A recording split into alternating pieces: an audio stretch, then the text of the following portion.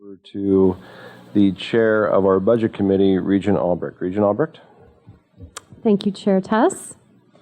And I would like to acknowledge my fellow committee members, Regent Johnstone and Regent Kraus. And I would like to, if I may, go ahead and delay the the budget presentation and discussion and campus presentations until after the consent agenda.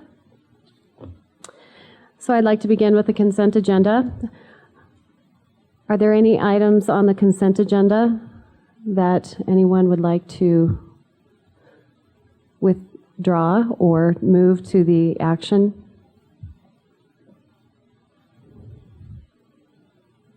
Regent Kraus. Sorry. I'm trying to answer a question from the press, so I'm sorry. Are there any items from the consent agenda that you would like to move? I don't think so. Okay. So members of the committee, are we comfortable moving this to tomorrow's agenda? Okay. Okay, so we're going to go ahead and move into the action agenda. And Commissioner?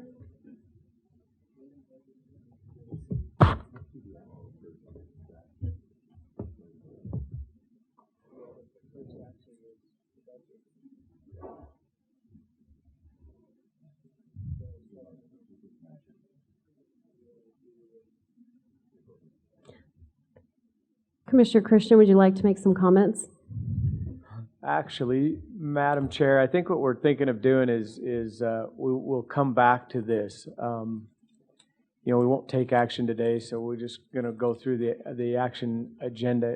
Am I following this right? We're going to go through the other items first and then come back to budget and the presentations. So when we get back, part of the discussion and then ultimately the item listed as A will be presented for approval, but I think for now we will move beyond that and come back to the budget discussion if we can. Okay, so we will move into the action items. All right. Okay, so we're going to move into action item B, and Provost Perry Brown, I would invite you to present any information you'd like to share about the acquisition of real property. Madam Chair, thank you very much. So just very simply, we have an opportunity in the Montana Forest and Conservation Experiment Station to accept two donations. One is a 160 addition to the 3,600 acre Bandy Ranch. This is coming from the Nature Conservancy. It's part of the big project that Plum Creek had engaged in years ago to bring that all together in terms of transfer of Plum Creek lands into the public sector. And there happened to be a 160 acre in-holding within the Bandy Ranch property. And when that land was transferred from Plum Creek to the Nature Conservancy is transferring that, or is proposing to transfer that to the University of Montana as part of the Bandy Ranch property. One modification that's necessary in our agreement with the U.S. Fish and Wildlife Service is to bring the current conservation easement on the Bandy Ranch property into conformance with the conservation easement on this 160 acres. It's a very slight change that's required in our agreement that was negotiated in 1994, which I had the pleasure of negotiating originally. And so it will just bring it all together so that the land that we have within the Bandy Ranch is all the same agreement wording in terms of the easement. And then the second parcel is a very small piece of land, 6 acres, along the Blackfoot River within the existing boundaries of the Lubrecht Experimental Forest. And those 6 acres are, as I say, right on the river. They happen to be surrounded on 3 sides by existing Lubeck property. And so now all we do is we will capture that 6 acres and bring it in fully into the property with the kind of restrictions that we have on the rest of the Lubeck property, not to subdivide it or not to put any buildings or structures on that land. And so these two things coming through the Nature Conservancy are tracts of land that we would like to add to the properties under control of the Montana Forest and Conservation Experiment Station. Any questions or comments from the committee or for the other members of the board? Okay. Provost Brown, are there any additional costs that we would be seeing with this addition? Absolutely no additional cost. And in fact, the 160-acre tract that is within the Bandy Ranch will enable us to consolidate management in a better way than we had before, because we've had to work around that tract. Now it all just becomes part of us, and so we have free access through and across it at all times. It's an exciting opportunity. Thank you. Any other questions or comments from the board? Any public comment? Seeing none? Thank you, Provost Brown. Thank you, Madam Chair. Okay. I would like to invite Vice President Terry Least up to discuss the authorization to construct Museum of the Rockies collection and storage, and I believe it's probably not a bad thing that our committee member has had to leave the room, because he would probably have to abstain anyhow. Madam Chair and members of the board, thank you for having me here today. Yes, we all heard this morning the great story of our wonderful asset and resource in the Museum of the Rockies this morning. And as Director Shelley McCamey mentioned, they are accredited by the American Alliance of Museums. And in fact, back in 2008, there was a recommendation from that accrediting body indicating that they needed some more space. And so this item requests the use of up to $3.5 million in funds. These will be non-state dollars in order to build some additional storage facilities to the museum, which will also provide greater access to the museum's 2-level facility. This will include a freight elevator, which will assist in getting larger pieces up and down between those floors, etc. A lot of good things happening. Again, no state dollars.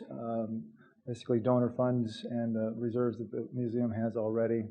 And I would stand for any questions that you might have. Thank you. Thank you. Any questions from my sole committee member? Oh. Not yet.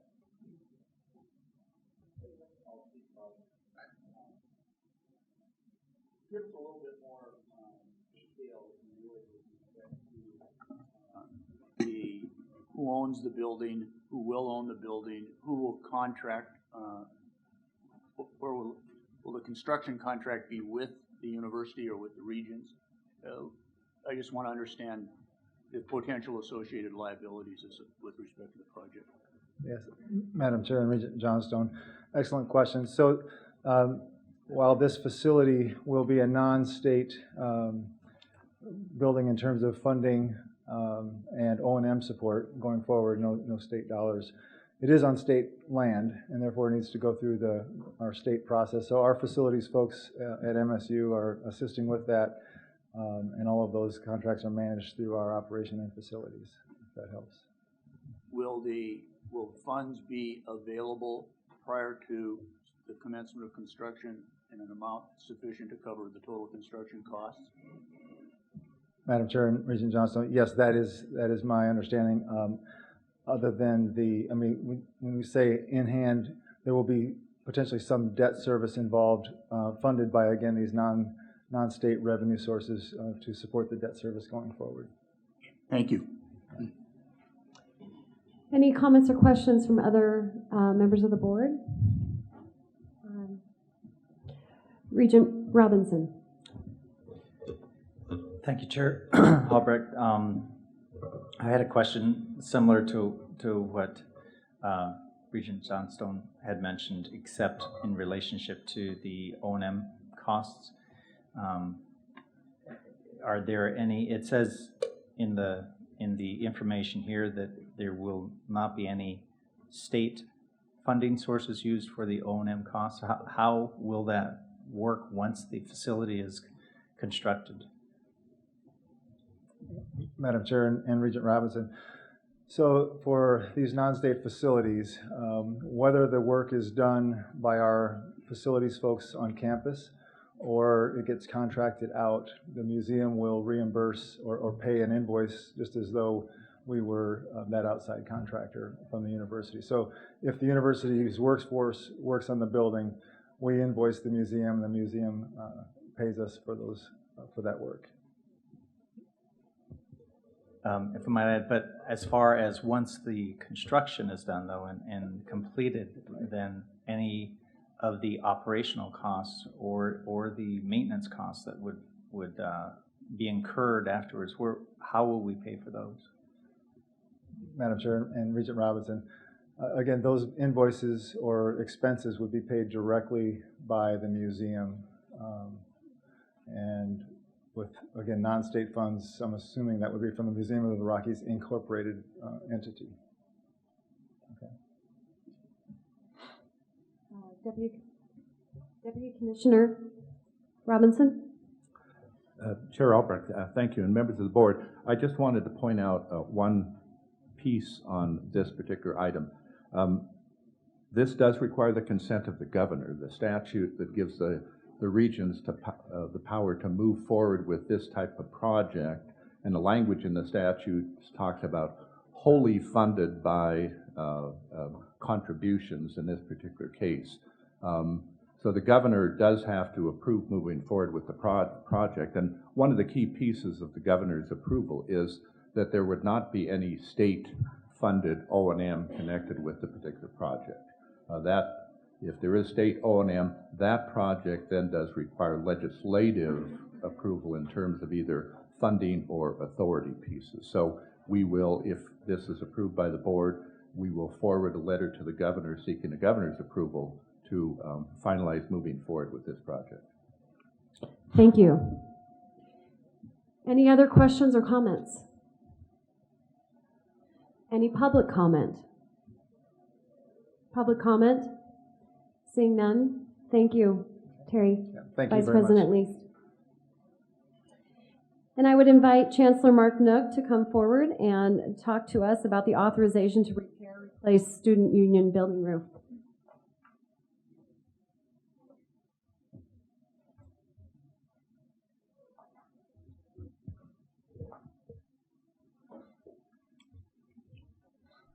One minute, please.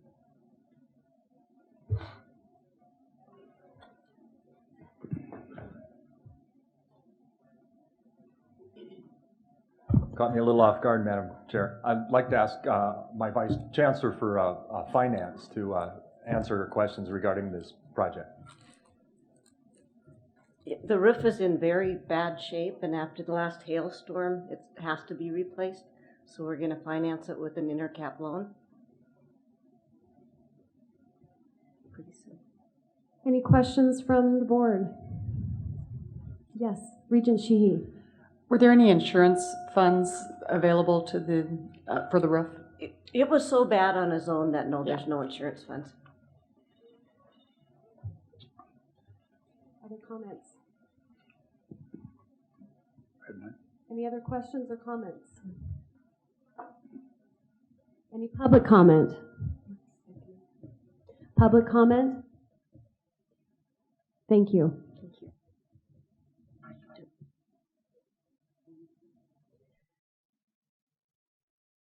Chancellor Nook, I invite you to share with us information about the authorization to proceed with heritage property status. Did you have additional comments? No, I'm going to handle this one. Oh, fantastic. Yes.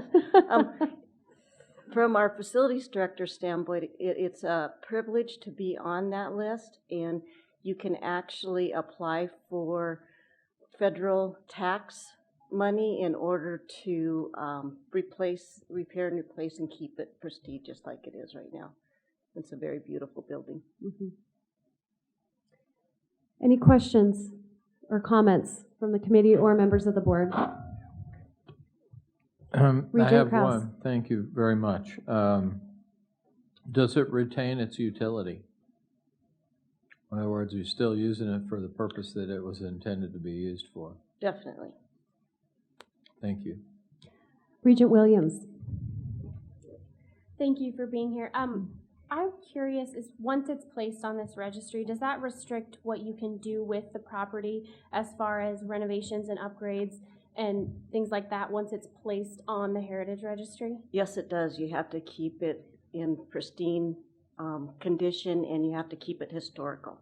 Like you couldn't modernize it on the first floor, but right now it's historical and it's beautiful. We just did a major remodel that kept it architecturally sound like that. And you don't anticipate any remodel being necessary for it to remain a resource for students in your campus that wouldn't be allowable if it were to become a heritage property? There would be guidelines we'd have to follow. Yes. Thank you. Any other questions? Yes. Chair Following Tuss. up on that conversation, does that concern you at all for the future? I've always heard these horror stories about when buildings get on a particular federal list, National Register of Historic Places, et cetera, 15 years down the road, they want to do something different than its current use, and they're stuck. So I just want to make sure that we're making a good decision now for 20 years down the road. In my opinion, it's a good thing to do. If you look at when we just did a remodel back in 2008, and we focused on the heritage of the building, the historical aspects of the building, and actually brought it back. We brought the original windows back, you know, not obviously the original windows, but the windows that look like it back then. So, yeah. I'd like to comment on that a little bit too. This is a building that we use as our primary administration building. It was originally built as the original classroom administration building for the campus. And it really wouldn't be possible to take this back to a classroom facility, that sort of thing. So it is a fantastic administration building, and it's probably in its best purpose right now. And any remodeling would most likely keep that intact. It is one of the classic buildings in the city of Billings. Any other questions or comments from members of the board, community members? Any public comment? Public comment? Seeing none, we will put this forward till tomorrow. All right, at this point, I would like to move up to, cover information. Okay, we're going to move down to the information piece, which is, I would like to invite Dean Daniel Bingham up to talk about the formation of the Helena College Foundation.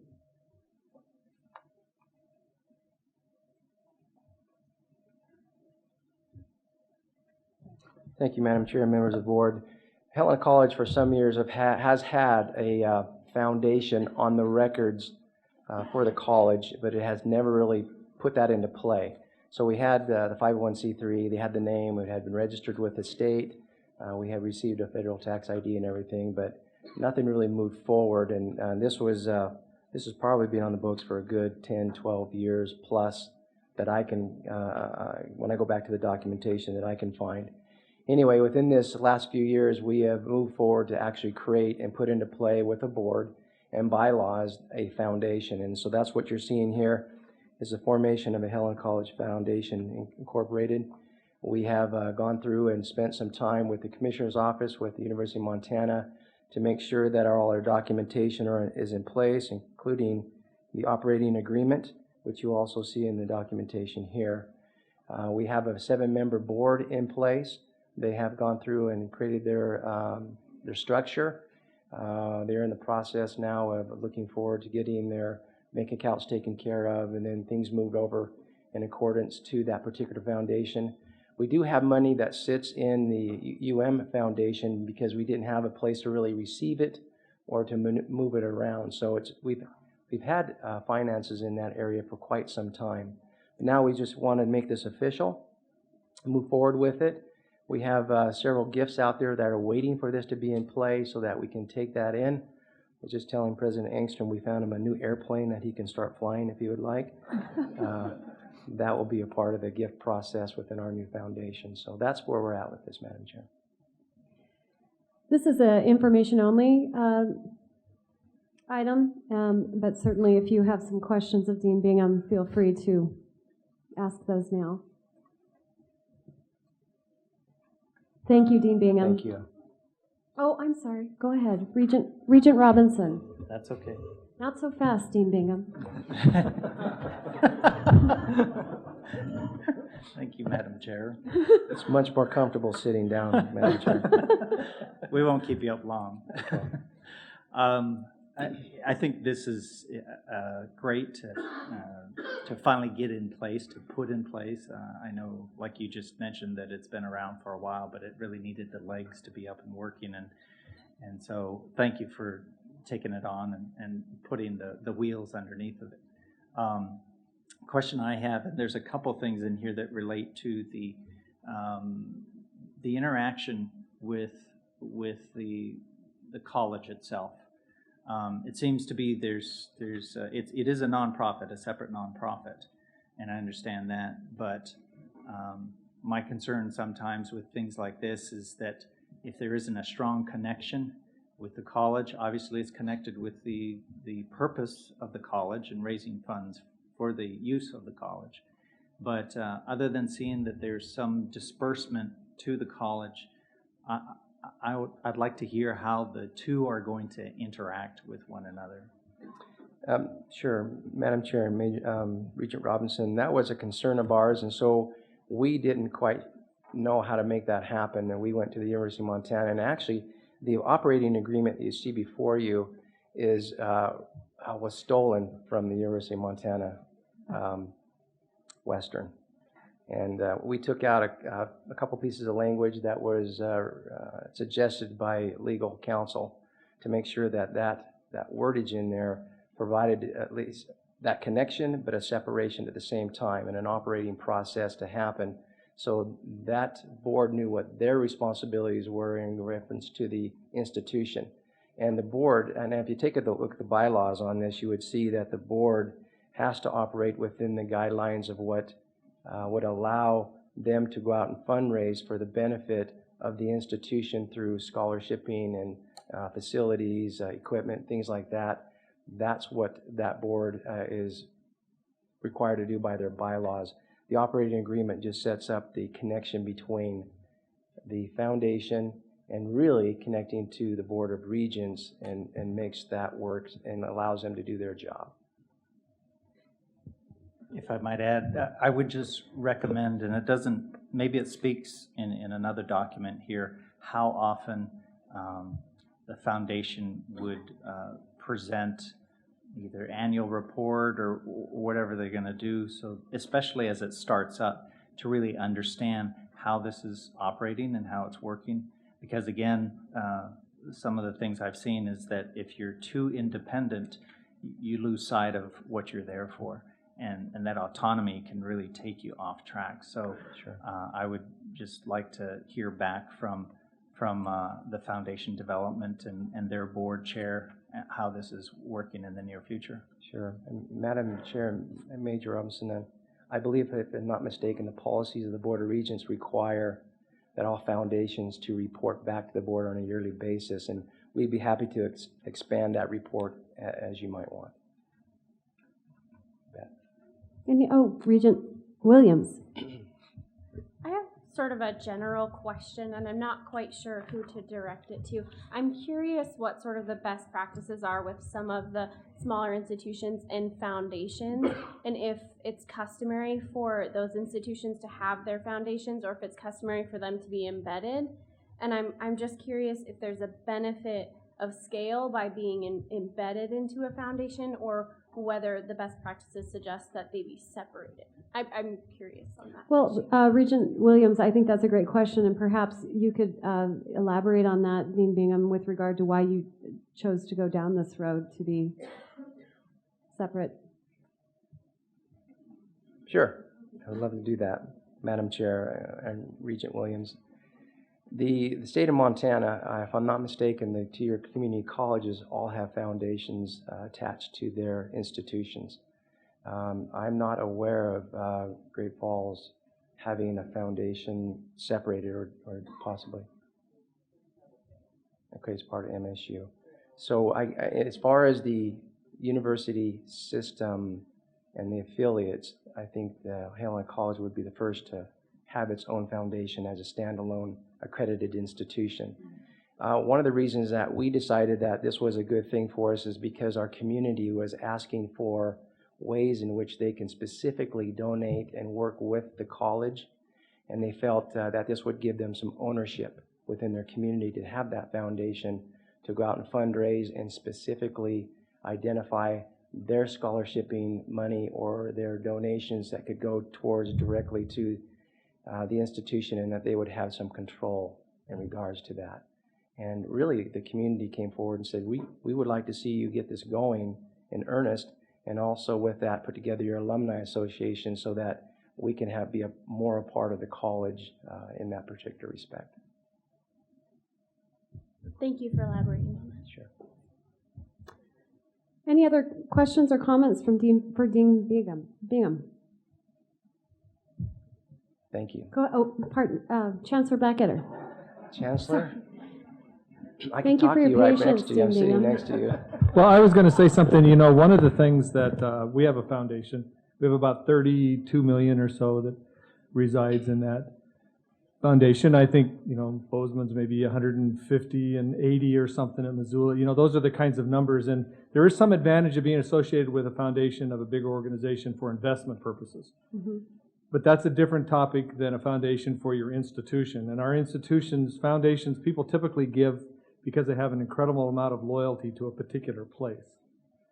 And so, you know, with trying to remain politically correct, right, they're not really interested in giving money to Missoula, and you don't want any at Montana Tech. They want to be associated with Montana Tech. And so you sort of walk this line of sensitivity to your donors. And so it is important that you have this independence. One of the ways that we do to make sure we're efficient is we actually handle the finances, in some cases, of the foundation through Montana Tech and then bill back, right? So that's some of the reporting that we do to the institution so that we're not trying to create two sets of financial entities, if you will. Payroll, for example, goes through Montana Tech. And so, you know, you have these efficiencies, and that's part of the report, Commissioner Christian, that you requested so that we know how much money we're spending and whether we're spending it on the right things. And so there are those checks, Regent Robinson, in terms of, you know, what you spend on each one and keeping them separate, but also working together very closely. And that's probably more typical of a smaller foundation, whereas the bigger institutions, they have their own staff, and, you know, I'm not quite sure how they work, President Cruzado, but, you know, they're pretty separate from each other. Thank you, Chancellor. The Bobcats in our community were a little concerned about the Grizz Foundation connection. Dean Wolf, did you want to add some comments? I would just like to add some comments. We do have our own development board at Great Falls College MSU, but we do have our endowed scholarships and some others with the MSU Alumni Foundation. I'll be meeting with Chris Murray and our new development director in a few weeks, and we, the people who donate to us, and specifically for scholarships, they know it's for Great Falls College MSU. We raised 9 endowed scholarships last year, but it's exactly for one of the things you said, was when you're with a larger institution, you're getting a better investment for that. You know, there may come a time down the road when we have a larger assets, we might want to be our own foundation, but that's something that, you know, Chris Murray and I'll be talking about, and just look at what makes the best sense for us. So that's how we handle it right now, and it's working well. So thank you. Dean Wolf, can I ask if folks can then designate gifts directly to your college? Yes, they do. They and that's how designate they are able to express their loyalty. They do. They Okay. absolutely do. That's those endowed scholarships. It was for our students only. Okay. Yeah, and other Thank things. you. Any other questions for Dean Bingham? Going once. Thank you for your time and your patience. You bet. Okay, again, that was an information item, and so I would apologize. I would like to move back then to the action item A, which is moving into the MUS operating budgets, and I'd like to turn this over to Commissioner Christian to make some remarks. Madam Chair, thank you. Action item A is certainly part of it, and then the discussion campus presentations. I think we'll just tackle it all in one lump if we can, and ultimately we need to, as a system, you as a Board of Regents, approve the operating budget for fiscal year 2015 in the MUS. And I would say, just as sort of a precursor to this conversation, the way we handle budgets throughout a cycle, and actually a 2-year cycle in the MUS, the biennium, is sort of in a multi-step process. And I think as we have new people at the table and to our system, I think all systems do it a bit different, but we are talking about approving expenditures for the current year. And so the way the process works is we have at our May and November meetings, we will work on parts of the budget as we move forward. And we will already be working on, and staff is already working on, the 16-17 biennium. Those will come to you, and there will be chance for input on those. I'm not suggesting we don't have a chance for input on today's budget either, but this budget year that we are approving, we statutorily are required to approve, has been in the making for several years, and is now in the active year, which began July 1. And so I think it's always a bit confusing in how we present and which budget we're talking about and what year we're talking about. This current year is very important to the MUS, I think, in terms of larger discussions that we've been having the last couple board retreats, and how we sort of move the dial in different directions. We will have a bigger impact on future budgets, 16 and 17 and beyond, in terms of our ability to be nimble and to adjust to those priorities. So, I think ultimately that's a piece of this, and I think we will show you today through the budget and through the campus presentations where your system has been very responsive to the requests that this board and previous board members on it have asked the system to do. And one of the things that we've done is set out in the presentations various areas of importance to the board over the last few years, and how I think the campuses have responded to that. And hopefully it'll give you both a sense of what can happen and what needs to happen as we try as a system to meet sort of the ongoing challenges of everyday life within the MUS, and at the same time meet the needs and priorities of the current students and the wills of this board. And so we're trying to sort of bring that together. I think we've candidly, in my nearly a decade now involved with Montana higher education, we've struggled a little bit on how we present those various budget cycles, and ultimately how we present this piece of the budget, which ultimately requires your approval. So we need, we feel like, okay, we've got to really roll something out here.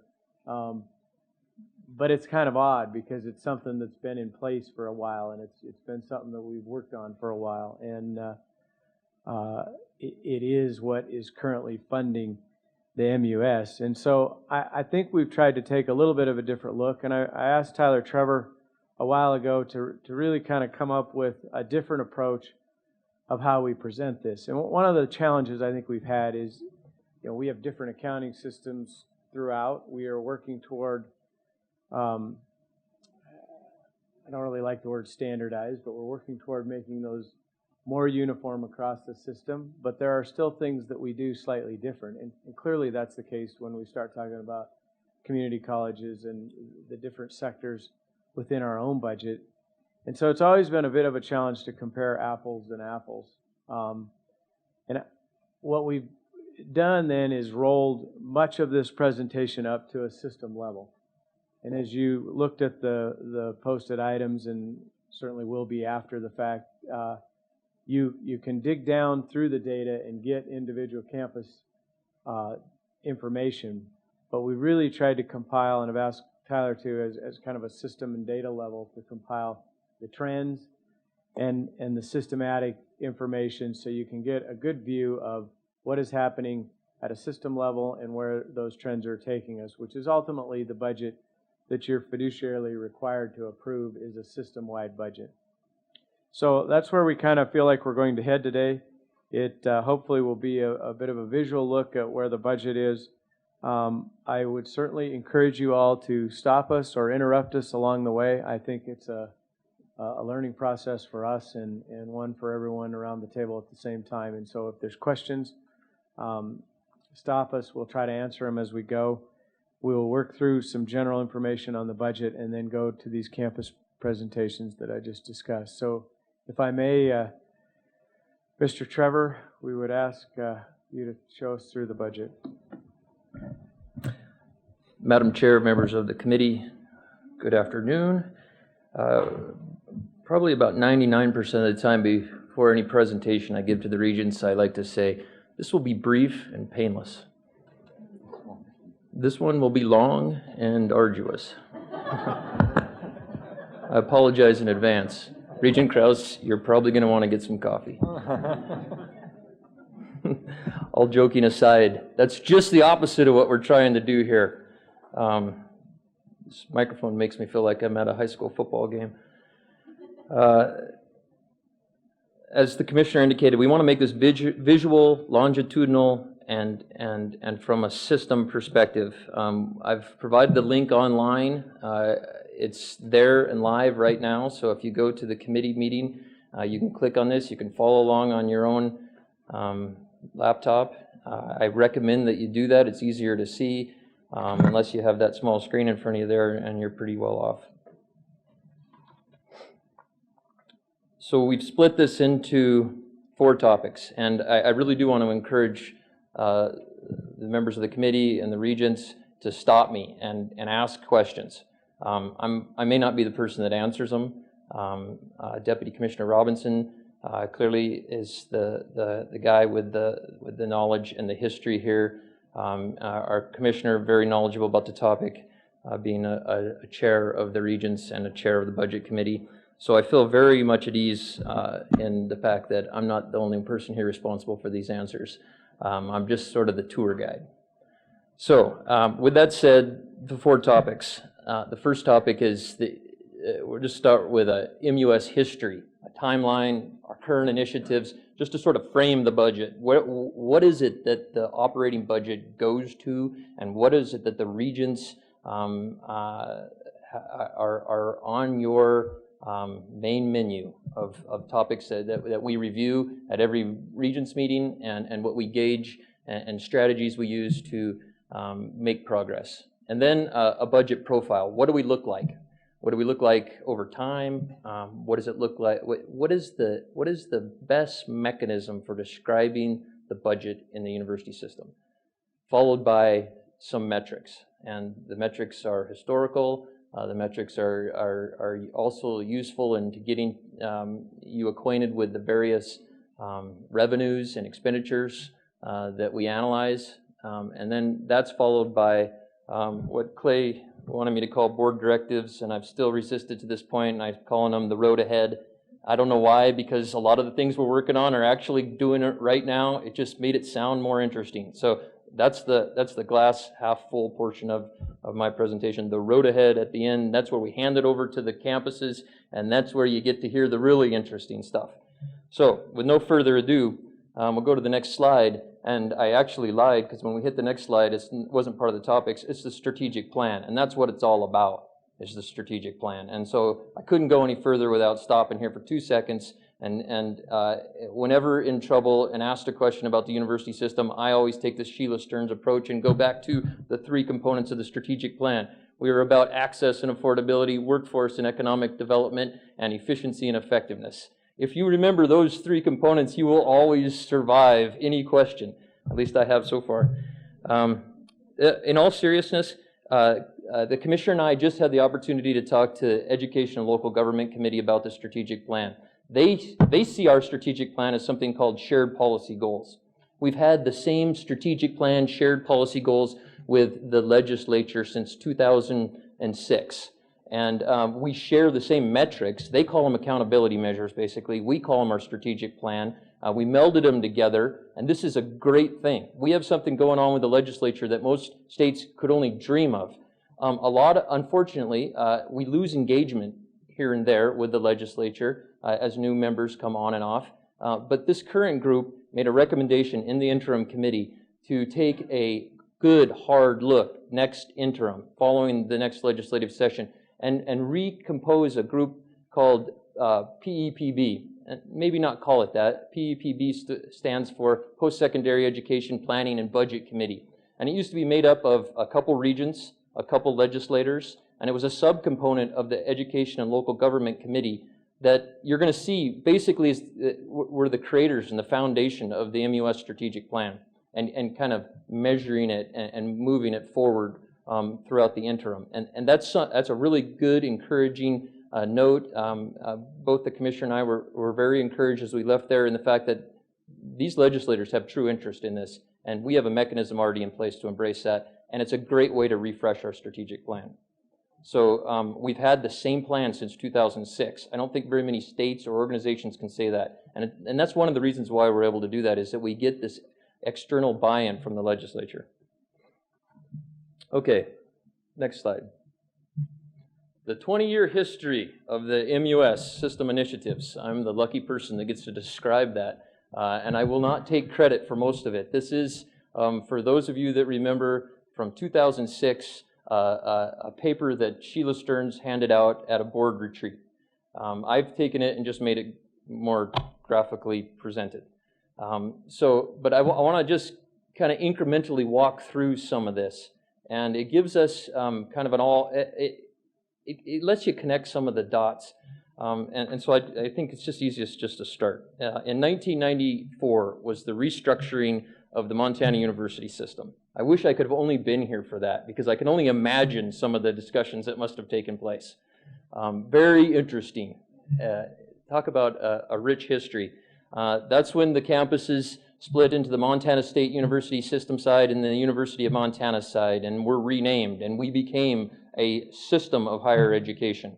And I often tell people when describing the university system, we are evolving as a system, and that's sort of kind of when it started, like what is it, like the evolution of a star, and as it goes through time, maybe we're a little bit faster than that, but sometimes it feels like we might be at that same speed, and other times, I know for others, it feels like we're going too fast. Then shortly followed after that was something that is probably one of the most significant things that has happened in the university system in terms of our relationship with the legislature. And as we went to lump sum funding, no longer would the legislature appropriate funds for individual education units. This changed the way we advocate for our campuses with the legislature and the way we lobby. This truly was a single factor that made us probably a system more than anything else, is that there would be one set of funds for the entire system that the Board of Regents would then determine how it would be allocated to the campuses. And at that point in time, we used a formula. I can't describe that formula, but it was much more of a mathematical type of formula related to cost of FTE. Then we went on to restructuring for phase 2. I call this the little known phase. Although I wasn't here, and Bobby's looking at me like, maybe it was a known phase. I don't know. But the one thing that came out of this, I can read through the documents, is that they told us the common course number in research. I don't even know who they are. But what the document says is common course number. In 1995-96, we told ourselves we were going to do that. It took us to 2007 to actually do it. But that's what laid the framework for it. So it was the strategies in phase 2, strategies to become more of a system. And that's, I think, what we talk about every day in here, are strategies to become more of a system to serve the students of Montana. And then moving along, 1997, if you work in the Montana University system, you know one word, and it's banner. It may not even be called banner anymore. I don't even know what it's like, Lucian or something. I don't even know what the name of it is anymore, but it will always be called banner for everyone that works in the university system. And this was a big decision.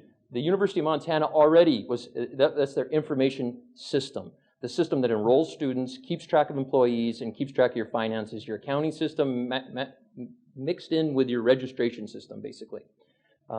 And the University of Montana, I believe, adopted Banner in 1990.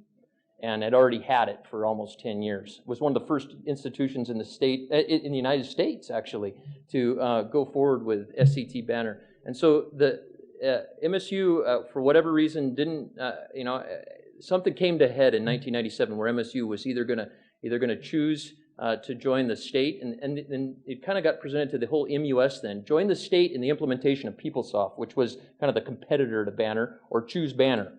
And what happened was we chose Banner, and the state of Montana is on PeopleSoft. And here's Sabres. We upload our data, legislatively required. I don't know exactly where it is, but we move our data into Sabres, into the PeopleSoft software.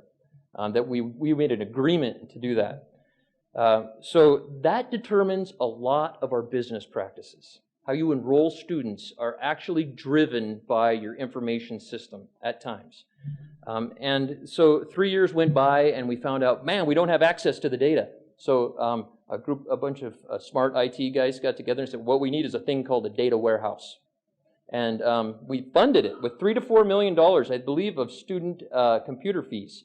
And built this student data warehouse where every bit of information on students would be housed at the commissioner's office. Actually not. It's actually housed on the MSU campus, little known fact. But that's where the server is. But so we have demographics of students, we have courses the students take, we have all the degrees that the students receive, and we've had this in place since 2000. This is a hugely rich data source, and it is what has enabled us to move the performance funding initiative that we're at right now forward, because we can calculate those metrics centrally, and they have validity because they're driven by one source instead of competing campuses producing their own results. Moving forward, I'm sure there's a lot that happened between 2000 and 2003, but I couldn't find anything to put on my list, so we're going to go to a thing called Shared Policy Initiative. Think of Shared Policy Initiative as the same thing as Main Street, Montana. That's what I'm thinking of it as right now. There was a major statewide calling of business folks to get together with higher ed and legislators, and it was driven by the governor, I believe, and at the time. And it was to come up with what is needed in the university system. And one of the main things they came up with was, we got to do distance ed. I mean, that was big. We were way behind, apparently. And so they also came up with kind of the framework for what we have with access and affordability, workforce development, and efficiency and effectiveness of our strategic plan. So some work went on, and PEPB, that group of regents and legislators, they worked together and they produced our strategic plan. Dave Gibson, my boss, I couldn't stand up here and not say his name when it comes to the Montana University strategic plan. He's the guy that said, heck, we've got these accountability measures with the legislature. We're putting together an MUS strategic plan. Why not make them one and the same? And he did it. And those of you who know Dave, he's a force to be reckoned with. And so I have no doubt that he was a driver behind that. And thank the Lord he did, because it saves me a lot of work now. I don't have to measure this set of accountability measures and this set of strategic metrics. So, moving forward, now I'm actually in existence when we come up to 2006. It's awesome. 2007, the Common Course Numbering Initiative and the Distance Ed Initiative. This is all we said. They said, what are you doing at the system office? We'd say two things: Common Course Numbering, transferability is what we called it, and Distance Ed. And we received funds from the legislature 2 separate times for Distance Ed. And I will tell you right now, we don't even talk about the metric of Distance Ed anymore, but there is no trajectory that you can get. It climbs higher than the number of students enrolled in at least one distance education course in the university system from 2000 to 2015. It's now we're up to, we started at 0 basically, and we went up to over 10,000 students that take at least one distance learning course. It's about 20% of our student population. So that's a great success story there. And Common Course Numbering, I'm just going to skip that. We've talked about it a lot. That's obviously a huge initiative. At the same time, the tuition freeze hit. The first big tuition freeze for all campuses. That was in 08 to 09. It's a little off there. Simultaneously, we kind of got our act together on the finance side of data and produced a finance warehouse. And that's what produces these operating budgets. It used to be, I believe, a monumental task for the budget. And not that it's not now. There was no automated roll-up, no reports that were produced that weren't just hand-driven by individuals on all of the campuses and then kind of mustered all together here. 2009, Todd Buchanan, Regents Reform Group. We had a work group to reinvent the university system. We came up with some very strong success initiative out of that. And now it's an addendum to our strategic plan. We operated under it right now. I don't know if anybody actually realizes that on a walking around day-to-day basis, but it is a big-time driver. Kind of simultaneously in there, we started the 2-year college initiative. That's what I called it back then. It was also called a Making Opportunity Affordable Grant, a 5-page letter that we wrote, and we got some interest from Lumina, and boy, did that take off. We all sat through the 2-year education meeting now. It's one of the major drivers of our agenda and what we do. And then later on, we renamed the COTs, and that certainly was a big event, and apparently some people still get those names wrong. But I found out if you do it and you make up and you make amends, you actually can get presents from it. So it's a really kind of cool deal for me there. I got a shirt from Chancellor Blackadder over there. And then what's going on right now? I don't need to talk about that. I guess the tuition freeze. It's important to mention this, and it's almost mind-boggling. 8 years in a row for 2-year campuses, 6 years for 4 smaller 4-year campuses, and 4 of the last 8 for the 2 flagships on a tuition freeze. That drives a lot of what we talk about here. So I took 10 minutes more than I ever thought I would on this timeline. I did 0 rehearsing of it, but I knew that it was the most interesting part of the presentation. So now, if you're ready to fall asleep, let it begin. Okay, system initiatives. We talked about this, the tuition freeze. Complete College Montana. I got to take just a second here, all right? The chair of the board mentioned it this morning.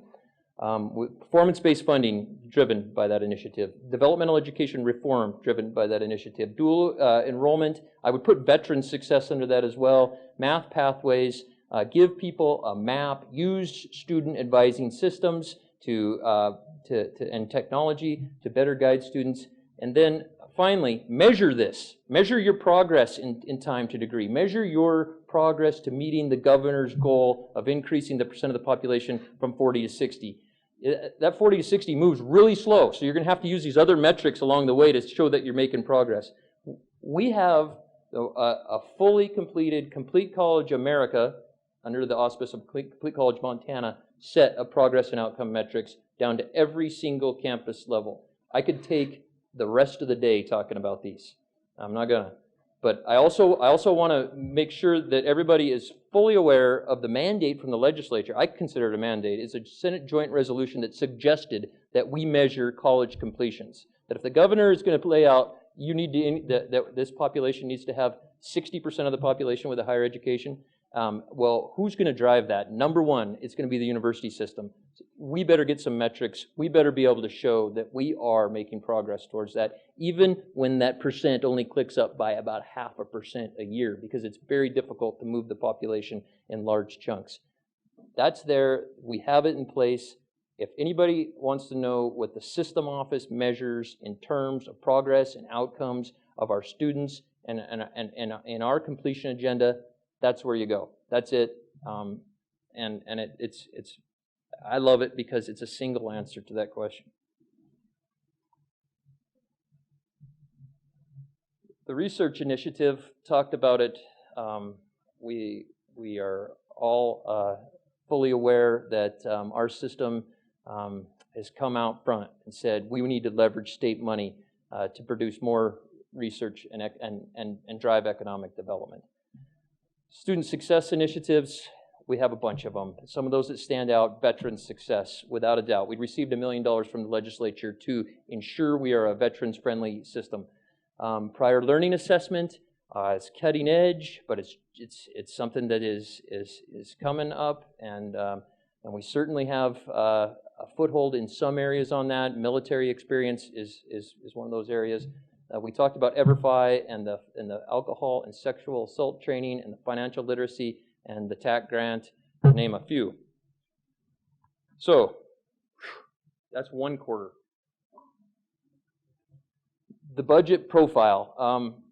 You know, I've sat through budget presentations since 2006, and it's not until, I guess, when you internalize it yourself that all the pieces start to fall together. So I hope to, for those new regents, to kind of give to you what sort of came to me, and that was the first. You start with this pie chart. This is what you approve. When asked what you approved, this page is what you approved. When you click on this all funds here, it'll give you nth degree of detail of what you approved. But this pie chart right here, in your mind, that's what the Regents approve when you approve the operating budget. It's $1.5 billion. Now, describing what's inside of it is what's the rest of this presentation. And I'm going to tell you right now, I'm not going to touch upon about 2/3 of this.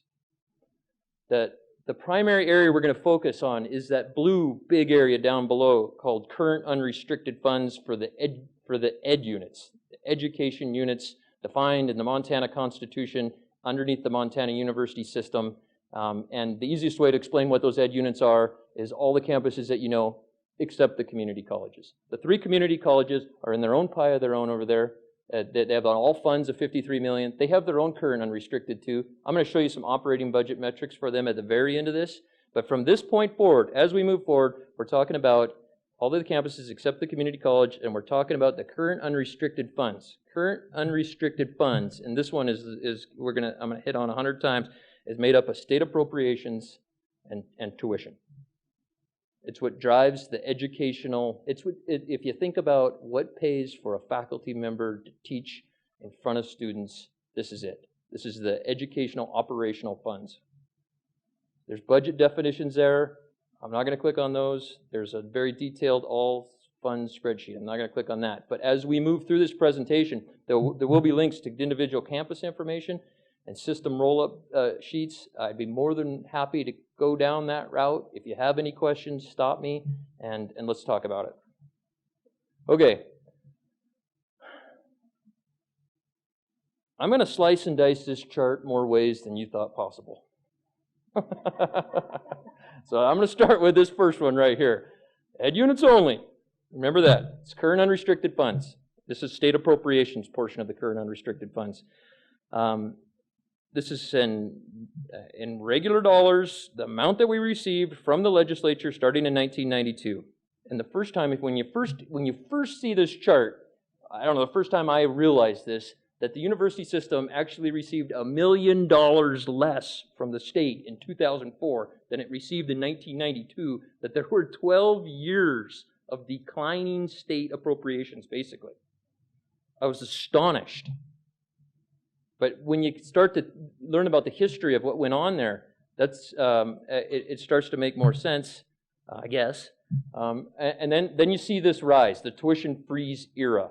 And was it the tuition freeze era that produced this state appropriation? I would have to say absolutely yes. Other states at this time were doing the exact opposite of this.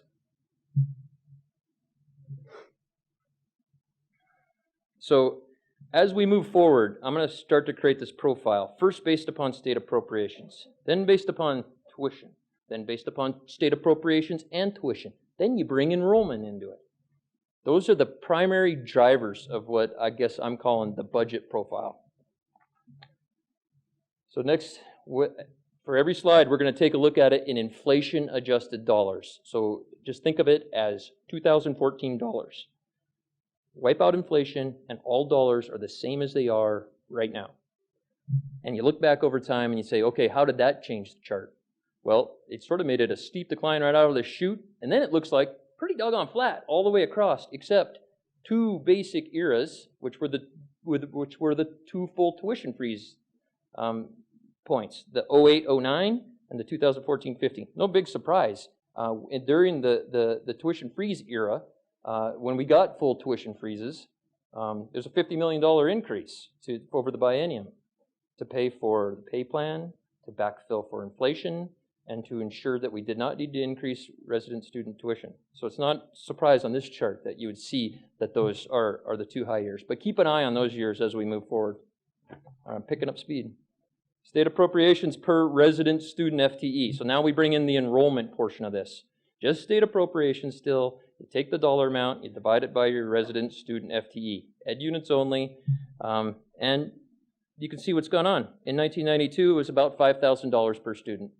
You can go a long time and look at that, and it says it's about $5,000 per student until you hit the first tuition freeze year. First tuition freeze, 08, 09, we jump up, almost hit 6,000. We go back down for a while, even though that dip is a little bit further down than actually the dollars were driven, because in 2012, we hit a spike in resident student FTE. And it's always that interplay between state appropriations and enrollment and tuition, and it's almost, you think, wow, now you're getting the picture of how complex this is, because individual campuses have to project and deal with that interplay on a daily basis practically, and we're just rolling it up all here into a system slide, which makes it a lot easier to work at a system office, I guess.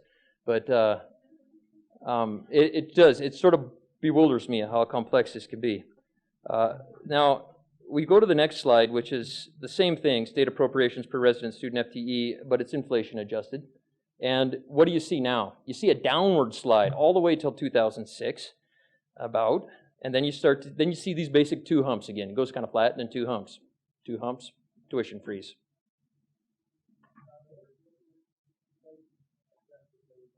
The CPI. Yeah, 2014, you get to about June, you have 6 months of it, so. Sorry, it's important for board members to know that, because we're often accused of adjusting it to some higher ed index, and that's not the case. Yep.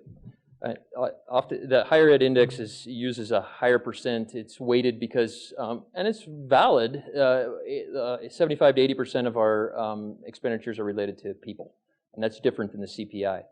Although it gives you a higher multiplier, and a lot of times legislators and such don't appreciate that measure. In fact, we often haven't used constant dollars even with the legislature in our presentation. I think it's powerful though, and at least gives you a dual perspective.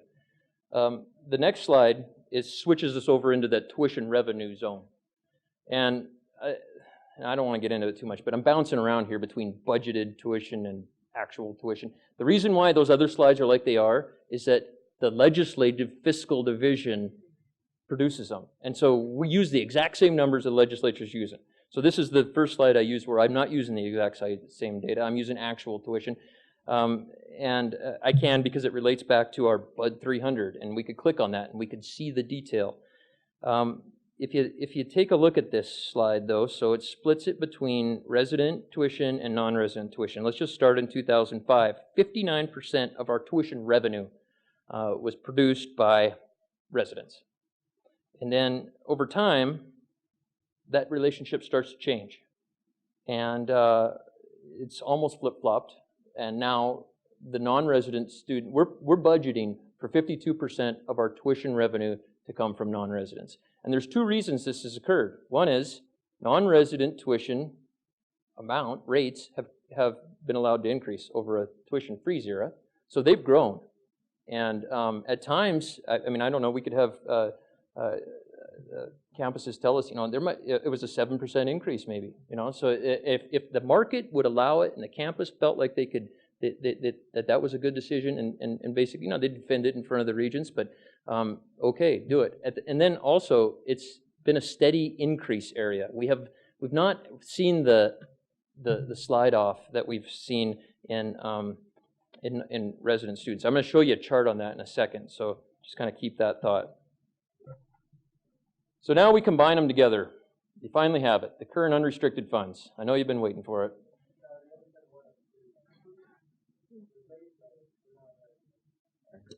You only said one of the two. The rate rose for non-residents, but also non-resident population rose. So you had more people paying at a higher rate.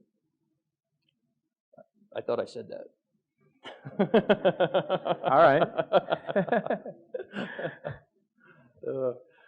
I either thought it, I might have gone into the spirit world there for a minute, and I thought I said it.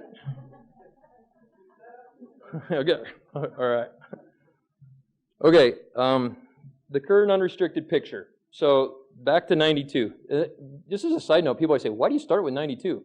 I'm like, well, was a really good year that the legislature funded us. So when you convert those constant dollar charts, they produce really cool looking charts. But that's not it's just, that's what we have. That's what they have. That's what we have. I don't really have an answer to it. So, but anyway, thought I'd throw that out there.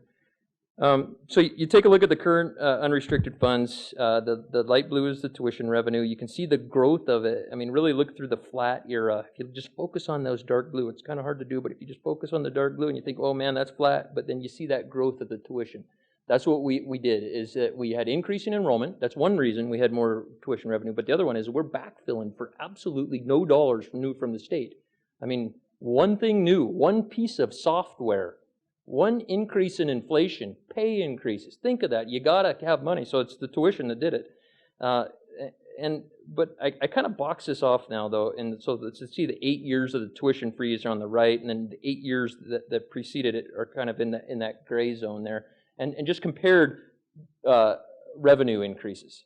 So you'd expect that the first 8 years before the freeze were that you get just exactly what you expect. Tuition revenue ruled the day. It was an 88% increase, and that state appropriations only increased by 22% over that 8 year period of time.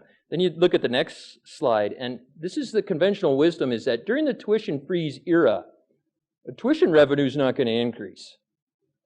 Now, that's just not the case. And when you, at least at the system level roll up, I can see Daniel looking at me right now, and he's thinking a small 2-year campus can't produce non-resident tuition revenue, and that's the truth. So it's not everyone, but it is for the system. When you look at this, we still generated tuition revenue.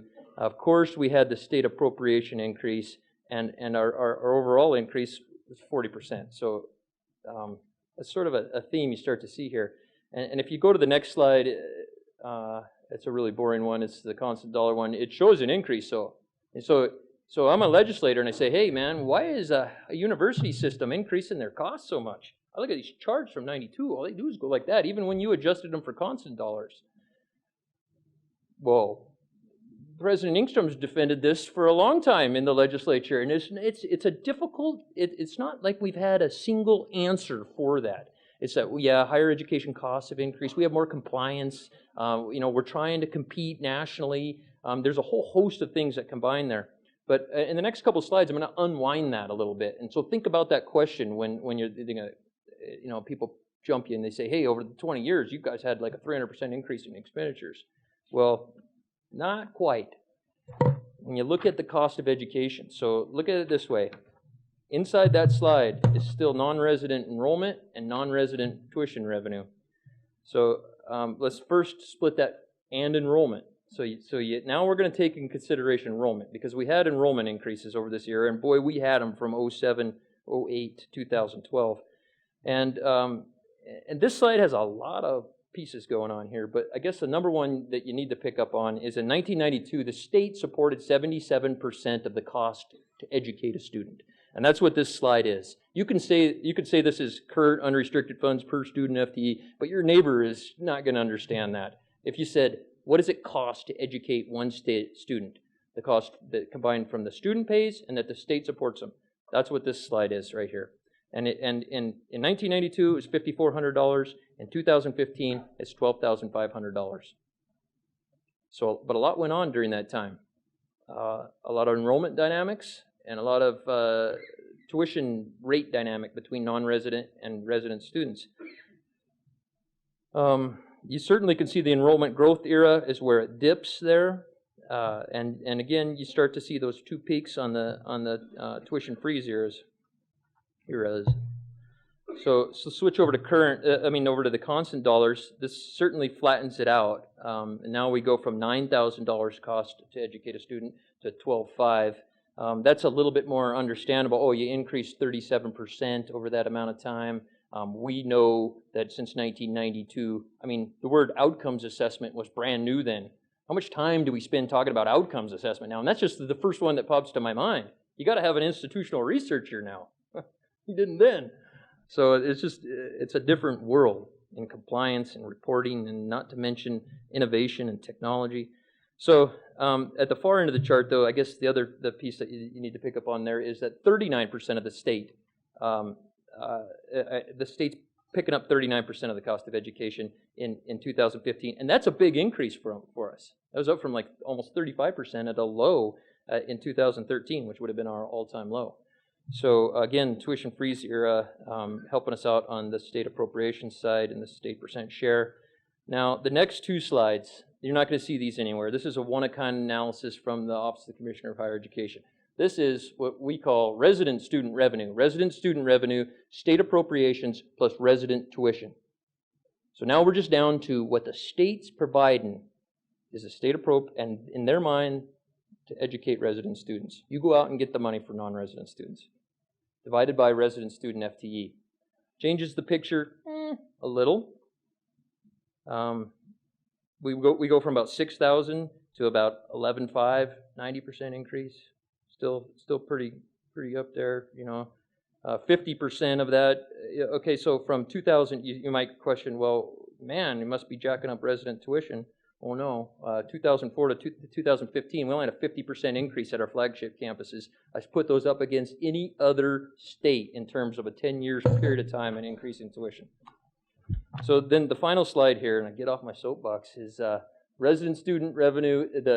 Now we adjust for inflation, and now what you see is that the state appropriations plus resident student revenue divided by the number of resident students, the cost is basically flat. It's flat across that time. Starts to look back again to what it looked like in just the state appropriations in that year from 1992 to 2004, where they got the bathtub effect, and then you hit the 2 years where we have the tuition, or the 2 different eras of tuition freeze. Those are our high water marks. And in particular, it's the second biennium in a tuition freeze. Just happens to be what we're in right now, and what we were in 2009 is a high water mark for educational revenue any way you slice it. Tyler? Yep. I'm curious on that last slide there, and it relates to what you've been informing us about with the tuition fees. Can you confirm, is that for the 4-year institutions? It doesn't include the 2-year? When I'm talking about 08 and 09 and 2014 and 2015, those are the 2 full tuition frees. So it's all 4, all 2. Okay. All 2 has been frozen since 2008. Okay, thank you. So just real quickly to sum this up, current unrestricted funds for the ed units account for 34% of the total budget. So all that time I just spent, I only covered 34% of the doggone thing. And we had 2 eras. We had the flat or declining era. Pick your description of it, depending upon who you're talking to, I guess. Then we had the tuition freeze era. The flat era obviously was marked by tuition increases. The tuition revenue increased due to increases in enrollment, and non-resident student tuition still increased by 37% in the tuition freeze era. I said that exactly backwards in that bullet, but the tuition freeze era still produced revenue. Non-resident tuition, we saw that. It's been a flip. It used to only count for, like 42%, and now it's up to 52%. Just as a fact here, the non-residents account for 25% of our FTE, but produce 52% of our tuition revenue. That means they are very important to us in our operations. They don't make up a large portion. They only make up 1/4 of the student population, but they make up 1/2 of our tuition revenue. State percent share, we saw that. It dropped from 77% down to 39% in 2015. And then, I guess, to sum it up, when taking into consideration inflation, as well as the different types of tuition revenue and enrollment, the tuition freeze eras, undeniably, were the highest educational revenue periods in our history since 1992. Tyler, I have a question. Okay. I was looking at Fran, and then I heard it. It's kind of like Go a ahead, ventriloquist. Regent. The tuition revenue, whether it's from residents or non-residents, does it go directly to the institution, or does it come into a global fund for the MUS? Madam Chair, Regent Sheehy, it goes directly to the institutions. So those 2-year institutions who have, and the smaller colleges, they don't get much of that at all? Madam Chair, Regent Sheehy, That's correct. Their percent of they maybe have 5% of their student population are non-residents. Right. And then the rates that they charge might even be half that amount of a flagship campus. Okay. Madam Chair, Regent Sheehy, it should be noted, though, that's true. They have very little non-resident. They get what resident tuition they collect. But it's also worth mentioning, I don't know if we have any slides here on it, but we do fund out of state general fund the two-year institutions at a higher rate than we do the flagships. It's not a level across the board FTE formula where you get a student, you get $1. It does change by the categories of our institutions. Tyler, I'm wondering, I know it's a small percentage, but can I assume that performance funding is included in this? Madam Chair, yes. 7.5 million. It was 5% of the state appropriations, or 1.7% of our total current unrestricted. Thank you. Okay, now we're going to move on to the next chunk. Halfway through. That's a joke. We're further halfway. Enrollment. I'm not going to spend a lot of time on enrollment. This was the slide you saw in Haver. This is the intro to the FY14 enrollment presentation. You could click on this and you can get any dynamic you want and more.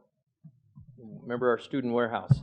We have all the data behind this. This is an area where we are strong in at the system office in terms of data.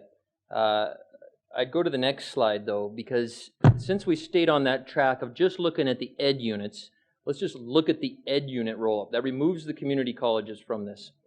And kind of relate it back to that tuition freeze era and how it influenced our educational revenue. Well, in 2008 to 2012, that was our booming era of enrollment. We increased by 14% across the system, 5,000 new FTE. I mean, I remember being at a Regents meeting here, standing before, and I said, 5,000 new FTE. That would be like building a new MSUB. I mean, just think of it that way. That's a lot of students for it doesn't, in big systems, it sounds like nothing. But 5,000 new students to us was definitely a big deal. And then, okay, I go back up. In 2008, we knew that there was going to be declining enrollments or flat enrollments.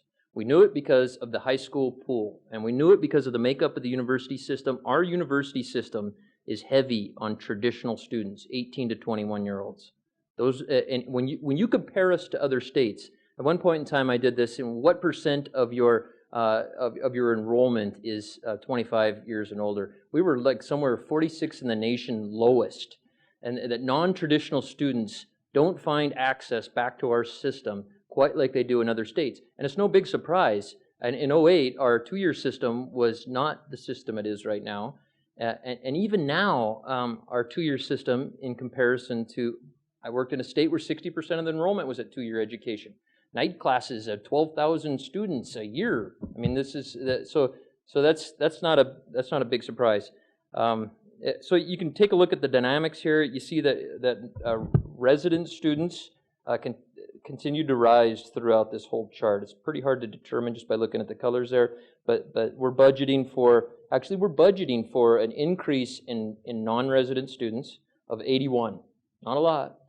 It produces much more non-resident revenue though, because we also increased the rates on the 9,000 students we already had here, and the 81 new ones are going to be new money. And then a slight decline in a mixture of resident and WUI students, the Western Undergraduate Exchange students who pay 150% of the resident rate.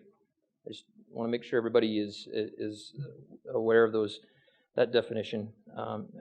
So that's enrollment. If there's any questions, I'd be glad to. You can click on the campus level detail and quickly see what each campus is. You can call those FY15 projections. I mean, they're the budgeted number that we're expecting to show up, and then the interplay between non-resident and resident tuition revenue. It paints a picture there for you real quickly.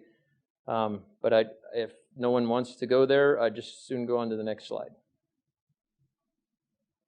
Okay. Okay, before we just dive into the operating budget metrics, when there's only like 4 of them, so it's not like we're going to be spending our whole life inside the operating budget metrics.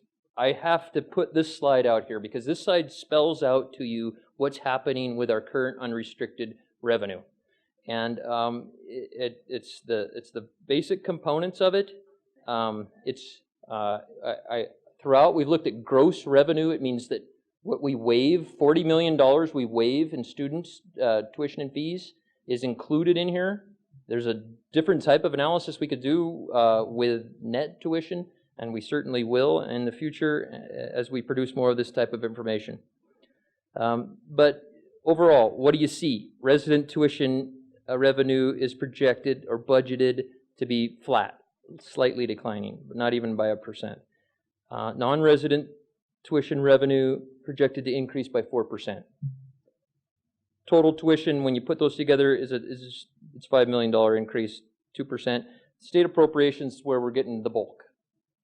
$9 million more, 5% increase. And then there's this other stuff. I told Frida that if anybody asks me a question about those things, I'm going to have her explain what that other stuff is. That's sort of a joke. I mean, I can see what it is. We have transfers from the previous year. We have OTO, we have some student fees that are inside of that, and some financial aid, but it's not, it's very small. So 4% increase, you know, as a regent, you might get this question. What is the 4% increase being spent on? You got 4% more. You got $17 million more, at least on the revenue side. When we flip to the expenditure slide, that changes just slightly, but this is what we are projecting to get in revenue in comparison to what we spent, in comparison to what we got in the previous year. So the 3 basic categories: the overall pay increase, and Mick tells me that makes up most of it, and then you have benefits, and then inflationary costs related to other items, you know, software, journals, library. I mean, we can break down what's in our present law. Okay, the current unrestricted expenditures per FTE, this is your basic measure of the operating budget in my mind. This is what would be the equivalent of student retention when we talk about our performance funding metrics. It's just take the current unrestricted funds and divide them by the number of student FTE. We do it for each institution. We do it for the system. You know, it's not very exciting. It's increased. Part of the increase is because we're flat enrollment, and the other part is because we have more educational revenue to spend.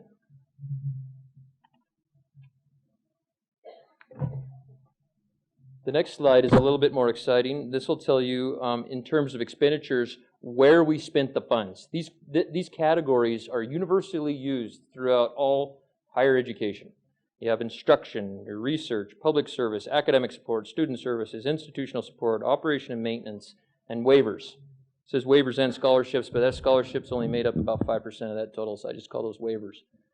Scholarships are found in a designated fund, by and large. Just for whatever reason, the budget mechanics show up a little bit of scholarships here, and that's what they call it nationally. So, but think of that as waivers. So you can look at this over time, and quickly, anybody can pick out this analysis. In 1985, 53% of our budget went to instruction. In 95, 54. And then we slid. But it's not like a giant slide. It's down to 48. 48.6, I think, or 48.4, and we're budgeting for 49. I will tell you, we often do budget more optimistically. I think that maybe searches fail, or that just for whatever mechanical reasons, that not all the dollars show up where you absolutely intended them to be, and might be 1% lower. But it's something to keep an eye on from year to year, and we do. Tyler? Yep. Excuse me. Where would we find student, as we look at retention of students, where would we find advising, for example? Madam Chair, your person who is hired and their title is advisor would more than likely be under student services. The faculty member who's an advisor, which we rely incredibly upon, under instruction. Thank you. Madam Chair, can I ask a question? Over here. President Engstrom. Thank you, Madam Chair. Tyler, just to be clear then, that bottom line, waivers and scholarships. So what that 9% means is that we're foregoing 9% of the revenue that we would have if we didn't do those waivers, right? So that's money that never shows up on our campus. Okay. Madam Chair, President Ingstrom, that's right. It's a figment. It's just a, and I think we can improve our analysis of this by showing you this and then showing you the net without waivers. So, but just like everything, the metrics are evolving. Our way of presenting is evolving. So, Tyler, Yes. excuse me. The one change in terms of, or the most significant change over this 30-year period, I guess, is waivers and scholarships. Why is that? Madam Chair, Regent Johnstone, excellent question. Well, one easy answer is the cost is increased, so the price is increased. It's going to increase the amount that we have to attribute to that, and that amount of tuition, particularly for non-residents, grew faster than, say, the amount of faculty members' salary. So we contributed more dollars to cover that. The other one is we've had mandates from the Regents. This is back to 1985, so we've grown in the mandated waivers. For instance, we're about ready to grow possibly in it again as non-resident veterans, federal initiative to charge them the exact same rate as residents. One possible way for us to do that is to create a waiver. Not positive that's the route we're going to go, but that's an example. And then there's the whole campus discretionary waivers. And those are waivers that as enrollment management strategies have evolved and campuses have adopted certain strategies, for instance, discounting non-resident students. If you charge a non-resident student $22,000 and you discount them, give them a scholarship for $2,000, that might be pretty attractive to someone whose in-state tuition is already $20,000. They could come to Montana and study. So I think it's a combination of those. I think the real analysis to get down to the true answer, Regent Johnstone, has to be done on a campus-by-campus basis. Madam Chair, I think the other significant number on there is instruction, and it's not one that I personally am very proud of. I think we show a 30-year decline. We do have an optimistic budget of turning that around, and I hope we can do that. I think it's something that the two presidents and I have certainly spent some time on and take seriously and intend to spend some more time on. There's a lot of complications to that, but that, although it doesn't appear to be a big decline, it's significant because it's half of our budget. And ultimately, that is a big chunk of the budget, represents a lot of dollars. And so, I think, I candidly think and have for a while that is an area that we need improvement on, and one that we'll look at very closely in our discussions moving forward. That's an important number, clearly an important number as it relates to students and student success. And ultimately, I think it does represent, for all the concern that we have about performance funding eroding quality and the rest, to me, to be quite candid, that number is a concerning number when it comes to quality. That's what we spend on instruction, faculty, and that's very important. Regent Krause? So I guess I have a question at the risk of extending the whole afternoon a little bit, and that is, are we grossing up the numerator and the denominator with the way we treat waivers and scholarships? Does that gross up the two numbers in a way? So and I guess I would say it this way, you sell a spot at the University of Montana for to an out-of-state student, let's call him a veteran because that's going to happen, but at 150% of the total, and rather than counting that as 50% more than you would have gotten otherwise, you actually add it to both sides, right? You call it, you do gross revenue at 200%, and then you take 50% of that and count it as an expenditure. Is that right? Madam Chair, Regent Krause, I think I'm following you, and I think that my answer to that is it depends on what angle you're looking at the university system from. There's a reason why we use gross, and the reason why is our foundational state appropriation spreadsheets go back to the legislative fiscal division, and when they see it as you could have charged that student. So they're not seeing it as just a discount, and that you just didn't realize that revenue. They're saying you have a tuition rate, you had a student come, it was your choice to waive that portion. Well, let's do it topically. We're here in Billings, a robust business school, center for all kinds of commerce and business, and a person that would sell a widget for 150% is not likely going to look at that as a 50% discount. They're going to look at that as a 50%. They're not likely going to. They're going to look at it like they got 50%. That incremental revenue is incremental revenue, right? At a cost, and one that is in excess of the cost of delivering that, right? Yeah, that's the part that's missing from the equation, though. The 150% is below the cost of education. So you're losing money on the widget that you're selling at 150%. So you're losing money at 150%. Correct. So what is the amount that we're not losing money? So Madam Chair, the number changes per institution. We can drill down and do that, but it changes per institution. It's around. It's 11. 200%.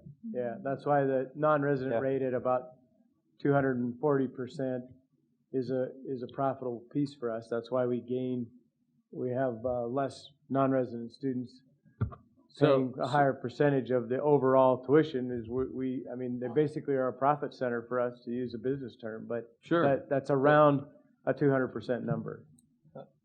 Madam Chair, if you went back to our resident student revenue divided by resident student FTE, you'd have the cost for a resident student. So I guess you might use that as a benchmark for the cost of when you start to compare, okay, if you had a non-resident student come in at 150%, and that we know 11.5 right now is where we're at on the state appro plus the resident tuition. But you don't have, so there's no capacity in there. In other words, your classrooms are full to the max, and every time you add a non-resident student, you have to add exactly that much more capacity and that much more of everything. No, I don't think that's the case. Okay, so there is a fixed cost component to that is built into that 200%, right? I think there is a capacity issue, one that we've certainly argued many times at the legislative level. Right. When we talked about the 5,000 students that we added to the system, they certainly have a cost. Does one more student add cost to that section? I don't know, but at some point, one more student that is 10 more students or 100 more students clearly adds cost, and at some level, every student adds some cost as we admit them and we go through the process of servicing those students. But we do have institutions, and you talked about it by institutions. So we do have institutions here which have considerable excess capacity, right? I mean, there's buildings that are not used fully, or Madam, those kind of things. Chair Regent Krause, I don't know if I would say we have considerable capacity that has no cost to it. Mm-hmm. At some point, we don't have hundreds of students in every section, so at some point you have to add more sections. You have to add more of everything from maintenance of the facilities on up. The math changes as you change the numerator and the denominator. I'll grant you that, but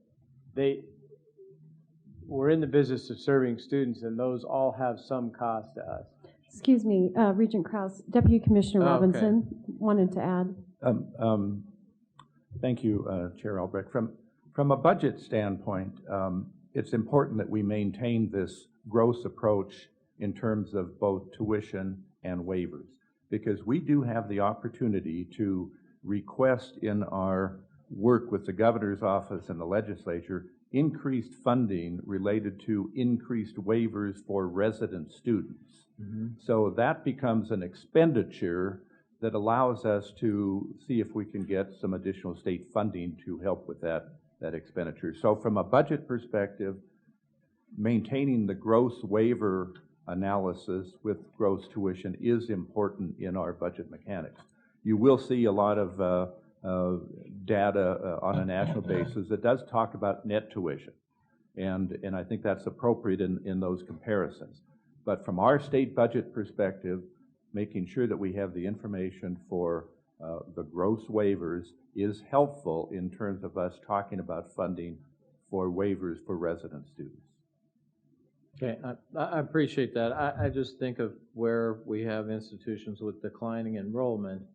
If you got another student at 150%, you're likely covering, you're likely covering your costs. It's likely not an expense. It's likely, and especially if you're having declining enrollment, you've got classrooms only half full, whatever that situation might be. But I understand the budget side.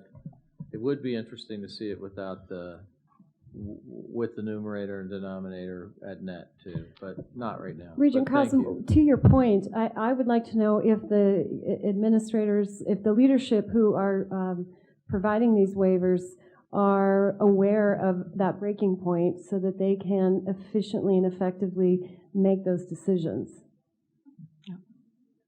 President Cruzado. Yes, Madam Chair and members of the board. Yes, we know exactly what that breaking point is. And again, just to wrap up some of the things that we have discussed, remember when Tyler was mentioning us, in 1999, the state subsidized almost 80% of the tuition for residents, right? So you can go back to 1985 and we can surmise that it was perhaps 82, 83%. Today, that subsidizing is not there anymore. So therefore, one of the ways in which we can help subsidize is by providing waivers in some cases or those discounted tuitions in some cases. Sometimes we have discretion. Sometimes we don't have discretion. For example, the state has identified a number of tuition waivers that we just need to be in compliance with. Now you have to add to that and then do the calculation. Now that breaking point goes up immediately. And then, of course, there are the other strategic tuition discounts that the institution is interested in, because then we can attract a certain profile of student that we are very interested in, right? The example that I used to have some years ago was when we had Regent Joe Teal. He was an out-of-state student from Idaho, but we were very interested in his profile. And what we did was that we discounted his tuition. We didn't give it for free. We discounted tuition. So if the tuition, using the same numbers that were used before, if the tuition is $22,000 for an out-of-state student, now we offer to the parents, come to Montana State University and we will give you a tuition discount of $2,000. Now it's $20,000 that we have in our books that we probably would not have had if we had not offered the $2,000 tuition. That's what it boils down to. Incrementally, of course, then the percentage continues to add up. But what it does is that it serves other purposes for the strategic goals of the universities, which in this case, we wanted to attract a certain profile of student with a certain academic list of accomplishments. Thank you, President Cruzado. For out-of-state students, unless there are presidential scholarships or scholarships paid by private donors, we never go down that breaking point. Or the other way to see it, the way we analyze it is as a bulk. We don't go individual by individual. Mm-hmm. If you were to take the totality of the students that have received student discount, then you will notice that that the total will not go below the cost of education for out-of-state students, or for resident students, I should say. Thank you, President Cruzado. Mm-hmm. President Engstrom, did you have additional? Regent Albrecht, I just wanted to address Regent Krause's comment about fixed costs and so on. There certainly are fixed costs. So if you add that one more student, you probably don't add any cost. You add 20 students, you start adding a section of this or that or multiple sections to teach those 20 students. There are some fixed costs. You don't necessarily add more facilities people that track directly, with enrollment or campus police or whatever. But the instructional staff, which is about 50% of our total budget, probably does track pretty darn closely with enrollment, in increments of about 20 students, I would say. I know Commissioner, go ahead, Regent Kraus, and then Commissioner Christian. We wouldn't add any more commissioners or presidents, but, when we talk about fixed costs, and I'm only joshing you, but, so the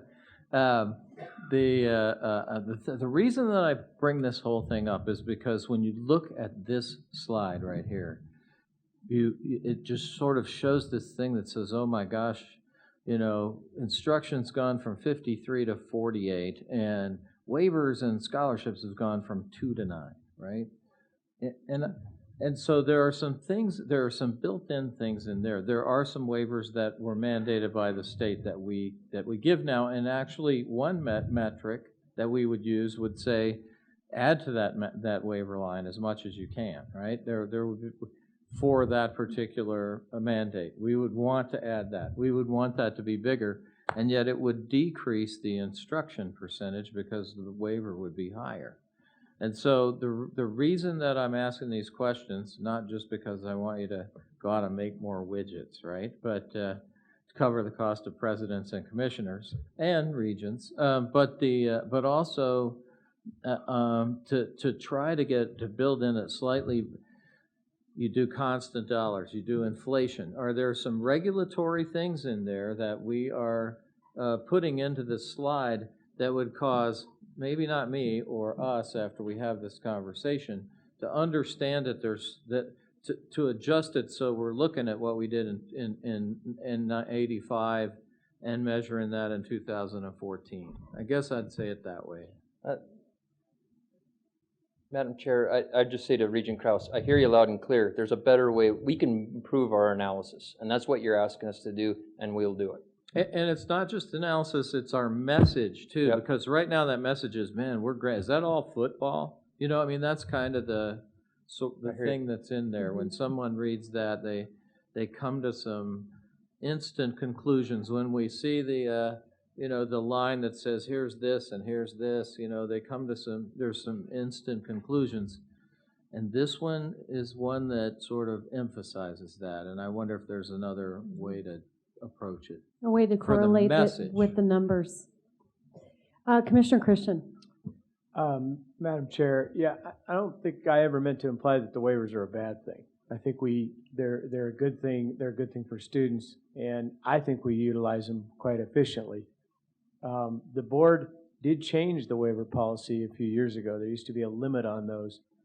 And about maybe 2-3 years ago, the board changed the policy to say, as long as in aggregate, and so the answer to your earlier question, Madam Chair, as long as in aggregate those campuses are monitoring quite closely and making certain that we're providing, as a group, non-resident education above the cost of that education, that we'll allow whatever form of discounting those campuses want to try to employ to ultimately help drive enrollment. And so I think they've used that as a successful tool, actually, and I'm not advocating that we change that. I think that, the conversation sort of has I don't know if this is the right word, but eroded a bit into thinking that it's a bad thing, and I don't want to leave us on this note that there's something implicitly bad about that. I think we use it very successfully. I think we've attracted a lot of great students when it comes to non-resident discounting, and I think it's an appropriate use. When we get into the debate sort of over the seat on the bus, which is one that we had a lot with the legislature, that really turns into sort of a philosophical deal. And the truth of the matter is, could you put one more person on there without adding the cost? Probably, or minimal cost. But then you get into a whole nother aspect of cost shifting, right? Because now you're charging a group that are on the bus already, and so I don't find that overly productive, and I think that was kind of a struggle that we had with the legislature. And so, you know, I don't want to try to justify, or kind of avoided trying to justify that conversation on a seat on the bus aspect as much as it's a valuable use, it's a valuable tool. I think businesses all over America use it every single day, whether it's a free lunch when you buy a car or whatever to get more people in the door. That's a good strategy, and I think our campuses have used it well, and they've used it very efficiently, and they do monitor it incredibly closely to make sure that we're complying with the spirit of board policy and, frankly, state policy, which is that we don't subsidize the education of non-resident students. And so we'll continue to monitor that. That doesn't change the earlier thoughts I have on instruction, and whether it's waivers or any other of those categories, I think we need to see that we work toward meeting at least a previous board stated goal, and certainly one of mine is that we hit sort of that national target of 50% of our budget going toward instruction. Madam Chair. Good discussion. And in the sake of moving on, can we, oh, did you have a comment, question? Did you want to belabor? Go ahead. Madam Chair, 5 more slides. In the same vein here of how much do you put into instruction, this is instructional expenditures per student. And if you take a look at this over a 5-6 year period, FY15 is going to be our high water mark. The significant line down here is that you see $15 million more going into instruction than we had in FY14. We have $20 million more total in expenditures budgeted. That's 3/4 of the increase going to instruction. So, and it moved the dial 0.5%. So you can see how fast we're going to move that toward 50%. If we put 3/4 of our increase into instruction, we increase the total by 0.5%. So it's good. Don't expect us to be at 55% in 2 or 3 years. It takes some time, but this is the right step. I got control over now.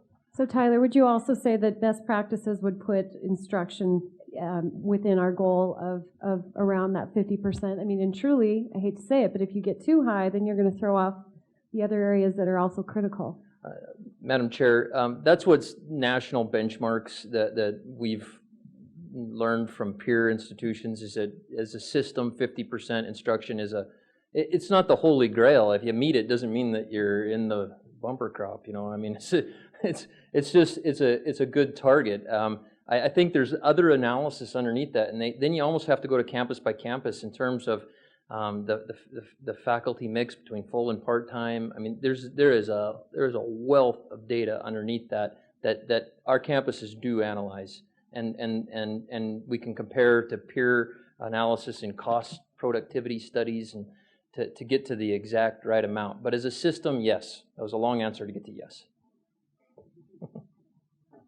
Okay, now a slide on waivers and scholarships is the title. Remember, scholarships less than 5% in this total here.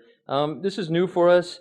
I just took the total amount and divided it by the students. This is just something, as you can see, you can use it, I guess, as a system benchmark. Take a look at where institutions are and how they vary throughout the system. That would it provides sort of a description of the profile of individual institutions just by giving you a benchmark of where we're at as a system. We have, I would note, in the last 3 years, maybe 4 years, it stayed pretty consistent with that percent that we're putting into waivers. Okay, the last sort of, for the ed units only metrics page, there's a bunch of drivers on this page, and what you're seeing here is our faculty contract FTE. That's full and part-time faculty as FTE, full-time equivalent employees over time, and you see that we're budgeting to increase that by 83 across the system. Then you have contract admin and versus contract professionals. And how campuses define those on each campus can be slightly different. So that when you look at an individual campus, there's some nuances there, but you can see that we're budgeting for no increase in those categories. And then classified FTE, we have 64 classified positions as a budget. Our student FTE, you see it there, is basically flat, 260 down. We know it's up in a little bit in non-res and down more in resident. And then you can produce these ratios till you're blue in the face. These are the three that we did: student to faculty, student to admin and professional, and student to classified. What is the right benchmark here? Well, I just suggest look at longitudinal trends to begin with. Here's another national figure: 18-to-1 student-to-faculty ratio. That's what we hear is like there's a balance between quality, keeping small students per class, but also efficiency and having not enough to cover your costs. So 18 has been traditionally sort of with your 50% instruction category, what we look at. It just so happens we landed right on 18 in a budget. That was not on purpose. This just happened. Student to faculty, admin, and professional. You can see. I think I've shown you before in past years ranges of campuses, and I think 35 to 55 was where the main bulk of the campuses were in that category. So being at 49, I think you see some drop there, which would mean a few more administrators per student, but a lot of that obviously is driven by a slight decline in enrollment, not increase in the employment of admin and professionals. And then you see classified employees. It's where this gets interesting is when you look at it by campus, and small campuses have different dynamics than larger campuses. This is really the picture of a larger campus, obviously, because it's all rolled together. Tyler, a couple of questions. One, under contract faculty, is that essentially the line above that refers to instructional costs? Madam Chair, Regent Johnstone, yes. So we've got an 83 head count increase there which is 4%, which is more than half of the 7% total expense increase. And then in student to faculty ratio, is the faculty there, does it include teaching assistants, or is it? Madam Chair, Regent Johnstone, I do not believe it includes teaching assistants. What you have in that category are just your full-time faculty and your part-time, otherwise known as adjunct faculty. Mm-hmm. We have another category. I believe if we drilled down here, you would see a line item for TAs and grad assistants. And that's industry standards for measuring that particular. Madam Chair, Regent Johnstone, exactly. Thank you. Okay, I'm going to move on to the next 2 pages here. Community colleges. We provide you basically some detail here, the same exact metrics. There's not a lot going on in the roll-up of the community college budgets. You see no real increase in faculty, admin, or classified. You can see that their total expenditures are going to increase by 2%. Very small number of waivers. They're putting more into instruction. Kind of the same theme, less increase. Student FTE, kind of on the same, and there might be a little bit more, 3% drop. We had a 1.5, I think, or less. And then if you switch the page over, you get kind of the same dynamic that you can analyze those trends there on expenditures per student, instructional expenditures per student, just like we did with those charts. I would say this about a small institution. They have to employ a president. You're going to have a couple vice presidents. And at the end of the day, it's harder for smaller institutions to obtain the split in instruction just because they have this underlying infrastructure that they have to address. So that's something, when you look at the community colleges, that's the small operations, and they need to employ a certain set of people. So there's no questions about that. I'm going to go on to the last section, which is only 1 page long. Okay. Oh, I have a summary. I'm going to fly through this pretty quick. Enrollment, we know it's going down by 260. That is driven by our drop in in resident students, slight increase in non-resident, excuse me. Current unrestricted revenue is going to increase by 4% over FY14. Half of the growth comes from state appropriations. A quarter of it comes from non-resident student revenue. And then a quarter comes from some funds we're transferring from the previous year into this year. Expenditures per FTE, we're budgeting for a 5% increase, slightly more than our overall increase in expenditures. Because of this slight decline in enrollment, it ends up a 5% increase. Expenditures by program, we saw instruction dropping from 54 to what now is 49. It's over a 30-year period of time. Waivers, we took a look at that in quite some detail. Instructional expenditures at an all-time high, $6,400 per student, more than $1,000 put in per student more since 2011. FY 2015 budget looks to increase instruction by 7% or $15 million. That's 3/4 of the funds that were increasing in current unrestriction going to instruction. And then waivers, certainly keeping tabs on them. Obviously, we can do some more analysis here. Faculty to staff ratios, budget proposes a 4 to 5% increase in faculty and classified, no increase in administration and professional staff. Our system-wide student-faculty ratio is right basically where we want it, 18-1. Now the road ahead. I'm not going with board directives. Just a joke. Certainly these are the board directives. We have more work to do on these though, so it's the road ahead. These are not things we've accomplished. We're still working on them. We're still working to improve. These are the categories that you're going to hear from, I assume, after the break that everybody needs, that where each campus is going to come up and give you much interesting detail about each one of these categories. Madam Chair, that concludes my report. Cool. Thank you, Deputy Commissioner Trevor.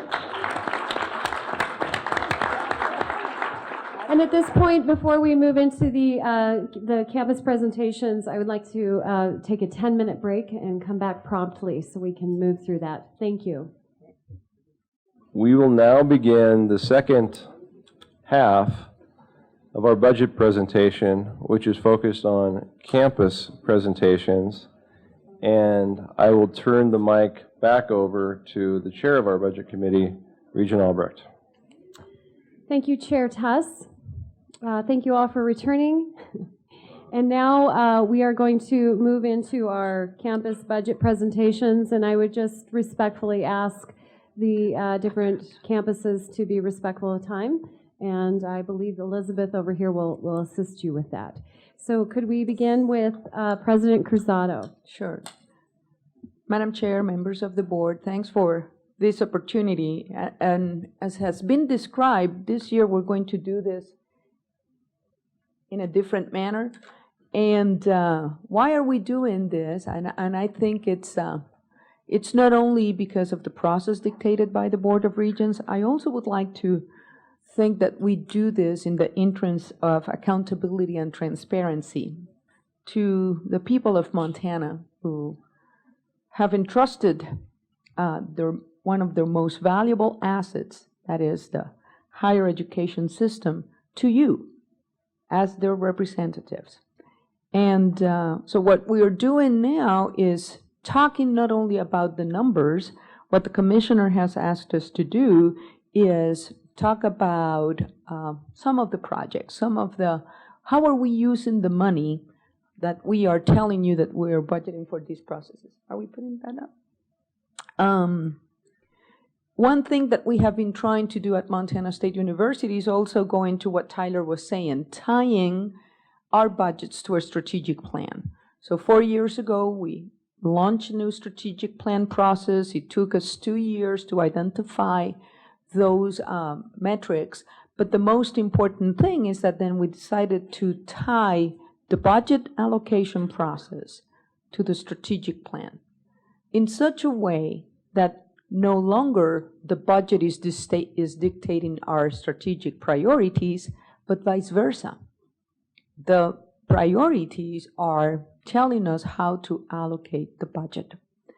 So we all know that budgets are statements of values, and therefore we're happy to present 2 areas that the Commissioner's Office wanted for us to expand, and that is instruction and advising, and student advising. So when we talk about instruction, if you remember, Montana State University was founded in 1893. primarily as a teaching institution. And this undated photo of a classroom in Montana Hall tell us a good story about the way we used to teach, right?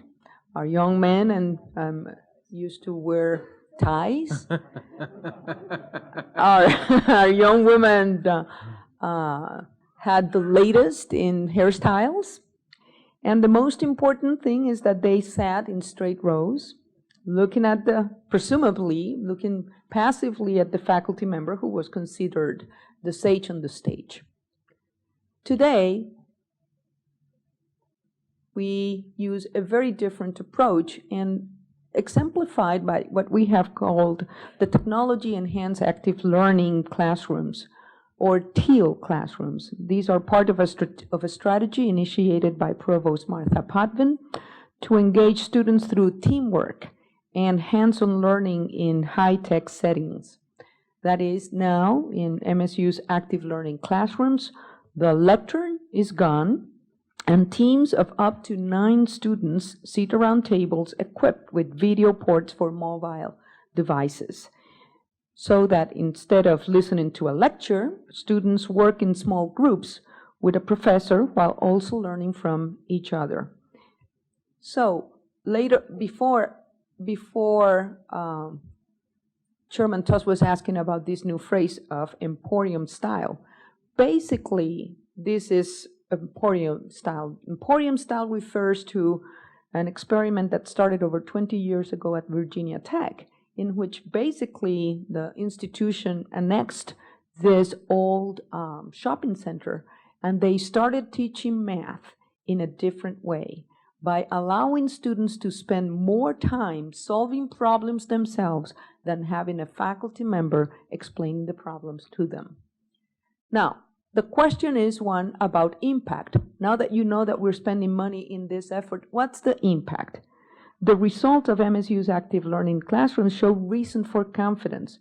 While the previous 6 semesters show an average of 56% of students succeeding in college algebra, the blue bar to the left, and 56% in statistics 1, the blue bar to the right. Now, take a look and compare 80% of TEAL classrooms in gold.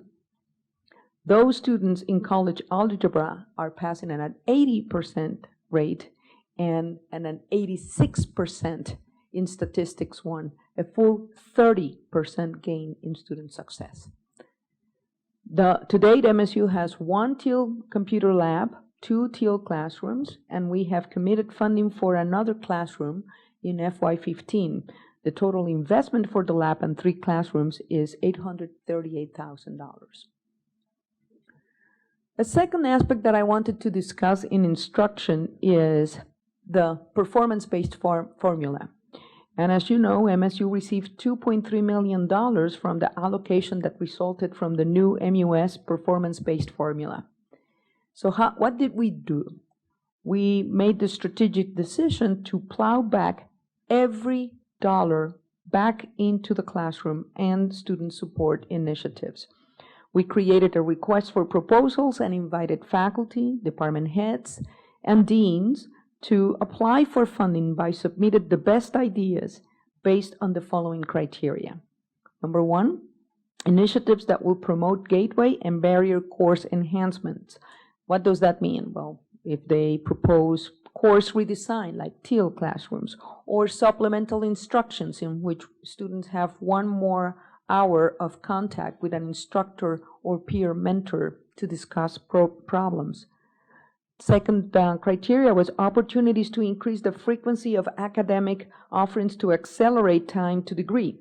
That is, to identify, we challenged deans to identify and relieve course scheduling bottlenecks to graduation. Why is it that we're offering this class once every 2 years?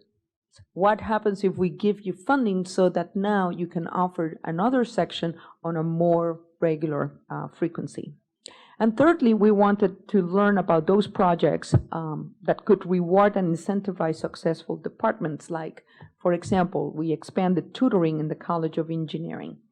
So in a way, by by reinvesting this $2.3 million back, what we have accomplished is that now campus has a better understanding of the funding formula, less resistance to it.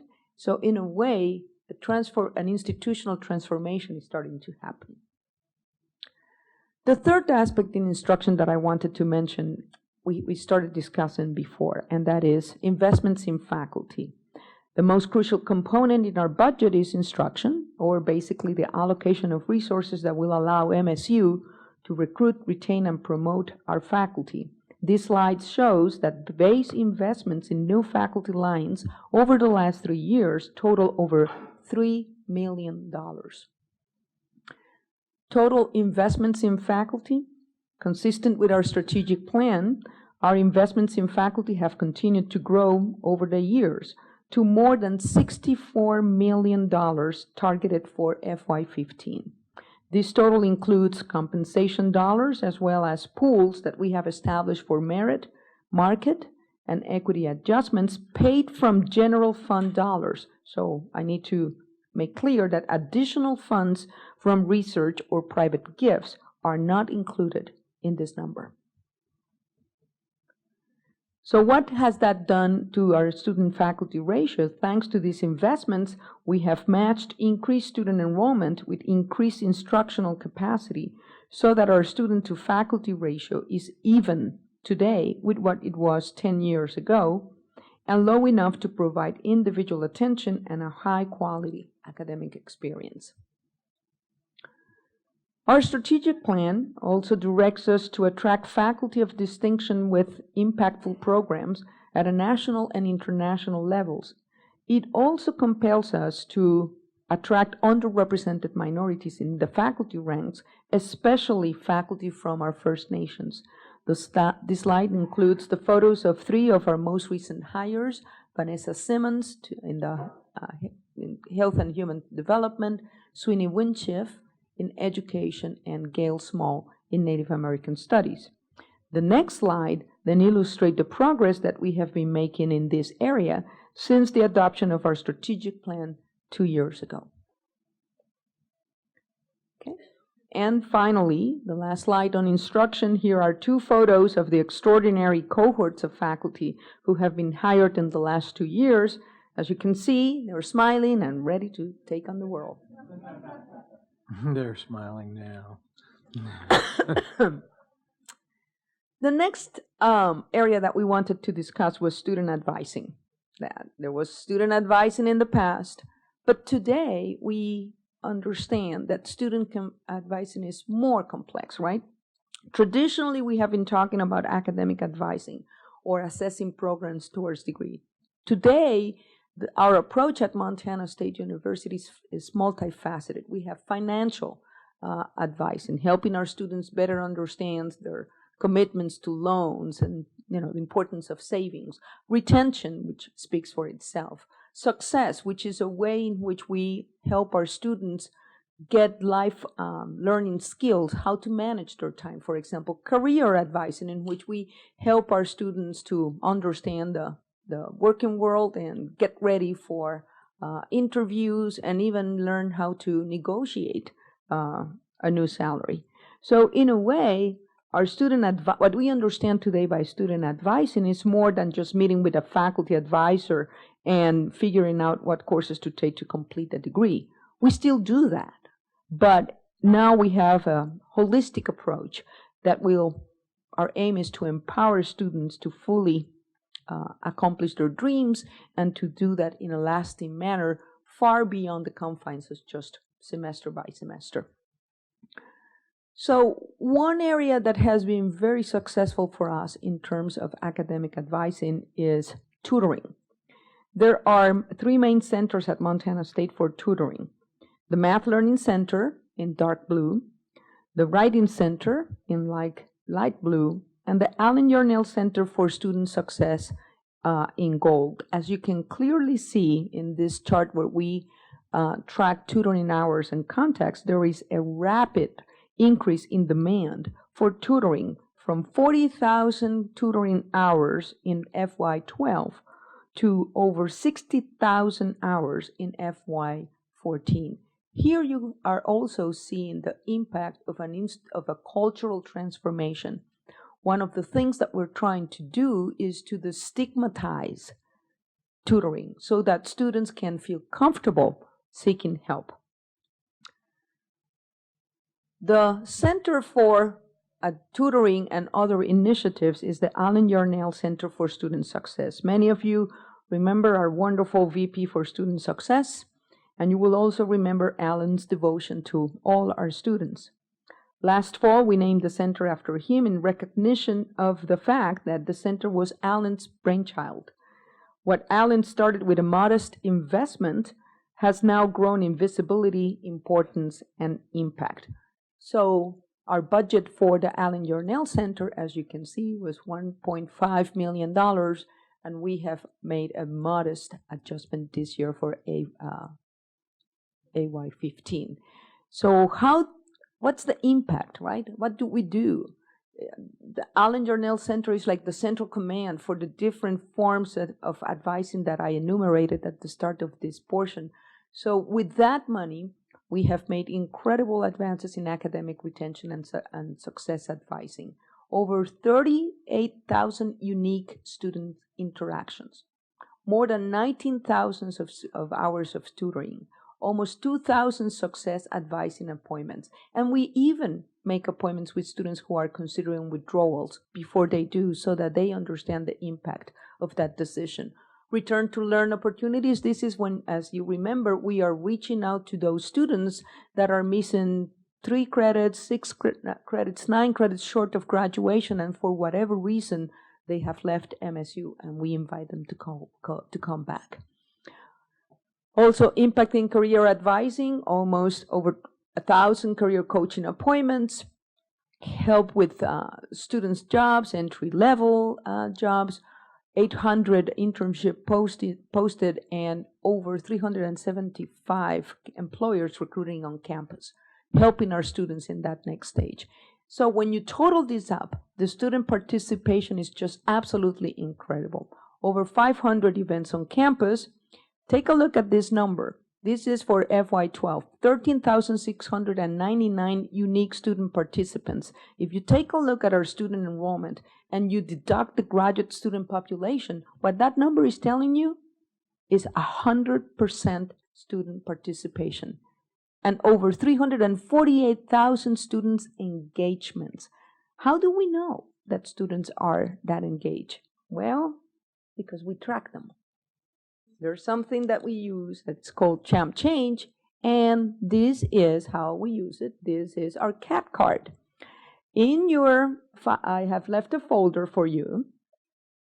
If you open it on your left side, you will have now your own CAT card with your own photo, with your own ID, and let me tell you, this is fully activated.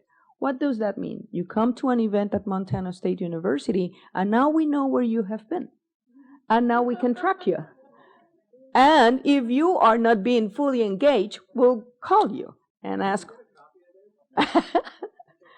So what's the impact? What's the real impact of Champ Change and of this CAT card? Let's take a look. This is what the information tells us. One of the things that we do at the Allen Yarnell, as I said, is that we track our students. This slide depicts the distribution of what we call engagements for the first-time full-time class entering in fall 2012. By measuring the number of campus engagements, that is, how many times students participate. Do you see at the top? 1 to 5 times, 5 to 9 times, 10 to 19 times, 20 times plus. We have found a strong association between engagement and retention. So if a student goes to a tutoring section, that person will slide that card. If he or she goes to sit down with an advising and talk about career, we will slide the CAT card. So take a look at this slide. For 261 students to the left who engage 1 to 4 times, the retention rate was 51.3%. Now, on the other extreme, for the 1,209 students who engage in 20 or more times, the retention went up to 84.2%, which places MSU a full 2.2% above the goal that our strategic plan establishes for retention for the year 2019. So another way of just summarizing this slide is that an engaged student is a retained student.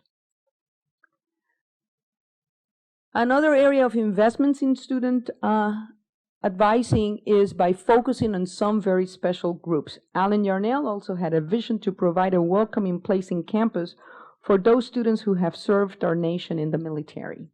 The center opened in 2011, and it provides a number of services like early registration for veterans, incoming in the summer, or coordination with academic advisors, and certainly attention to veteran-specific needs.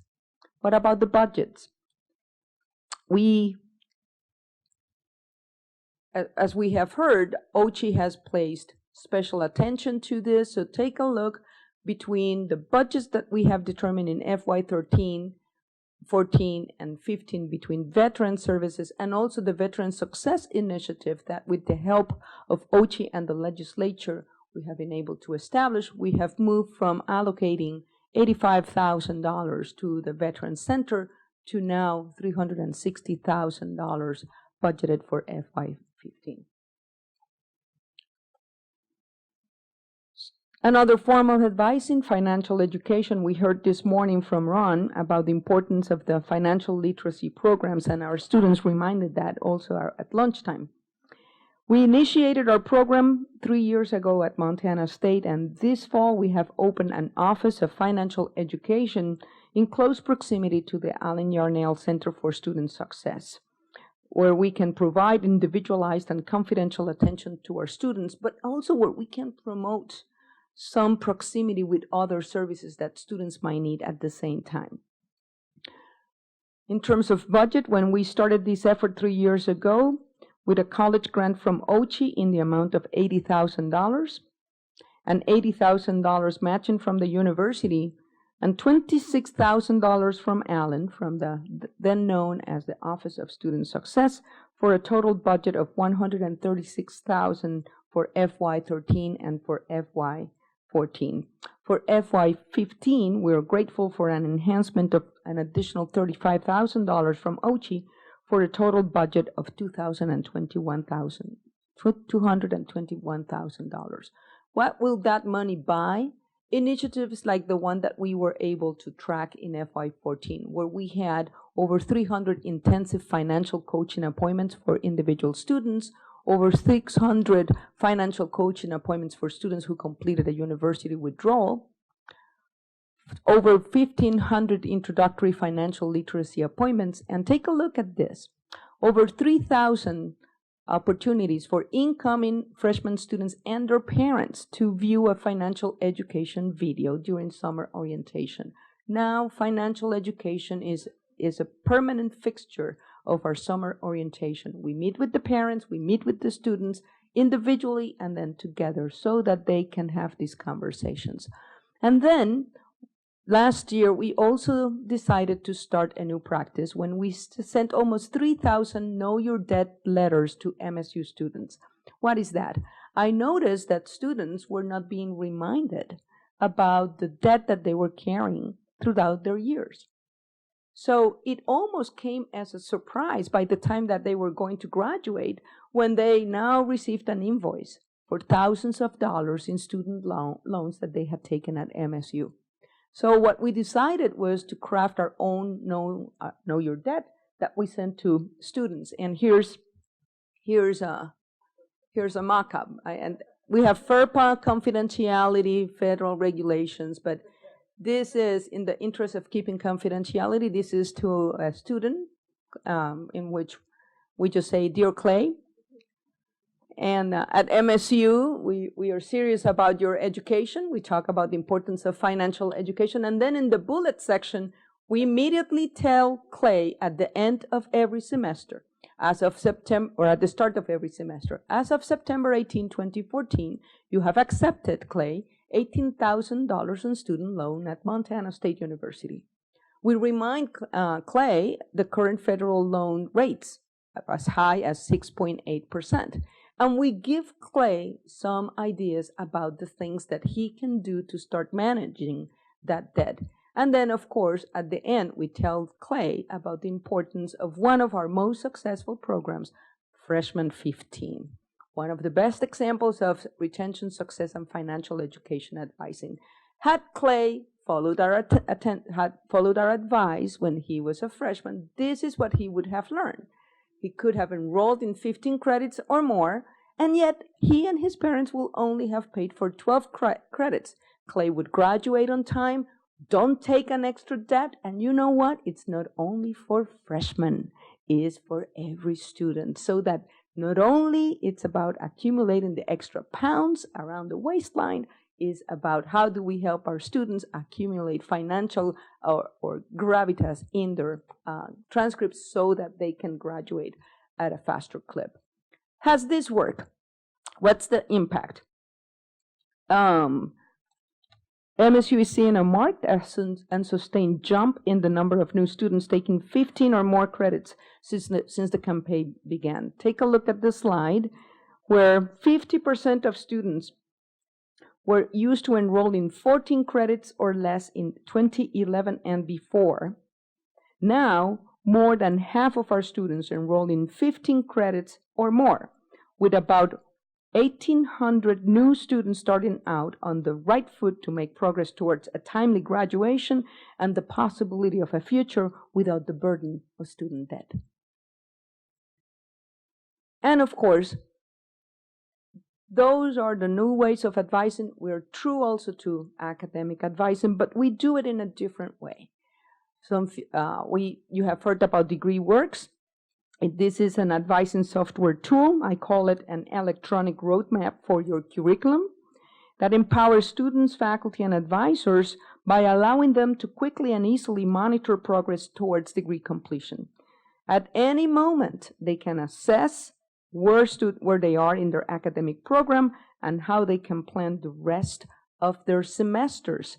In your packets, you also have some information that I think that you will like, because you will see that we have prepared a DegreeWorks packet for each of our regions, where they can know what to study ahead, how to courses to take in the future, suggestions about courses to avoid, and even what happens if you decide to change majors. And interestingly, one of the things that I want for you to know is that while our student of concern, Clay, is enrolled in engineering and not making too much progress, I think that he needs to sit down and go to a session, but now the meeting will be far more fruitful, because Clay will have an opportunity to read in advance and then ask meaningful questions when he sits with that faculty member or that advisor. Also, you will know that Clay is also a student at MSU, along with students Mariah, student Major, and student Martha. All of that. But I think that student Martha and student Fran are actually enrolled in MSU B, and student Paul is enrolled at MSU Northern. And student Jeff is enrolled at Great Falls College MSUB, because DegreeWorks is an initiative that we have launched as a One MSU initiative. That means every campus in the Montana State University side has advantage and taken this opportunity, and also explore programs. What will happen if I transfer from Northern to Billings, from Billings to Bozeman? And the total investment for undergraduate and graduate software implementation and upgrade for this was $785,000. So in summary, when we add up our faculty members and these initiatives, and we ask how are they contributing to our goals in our strategic plan, we clearly see that the net impact is that retention to the left is improved, right? From 70% to over 75%. We also see in the middle that graduation rates after 4 years are going up. And also that our graduation rate after 6 years is also increasing. Next. So I'll leave you with this last slide, in which it's one that it appears to be different, and it's one in which seeing things go down, it's actually good news. Because the last slide helps us to appreciate the same reality in a different format by helping us understand that now students are needing less years to graduate, which means that they have more time for their careers, more time for their family. The university is more efficient, and actually, all of this results in a better educated society for Montana and the nation. Thank you.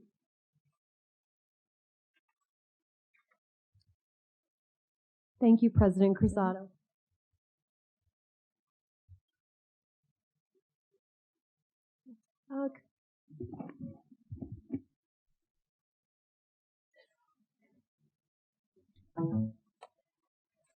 Jeff Bader, can we have Jeff Bader come forward from the Extension Service?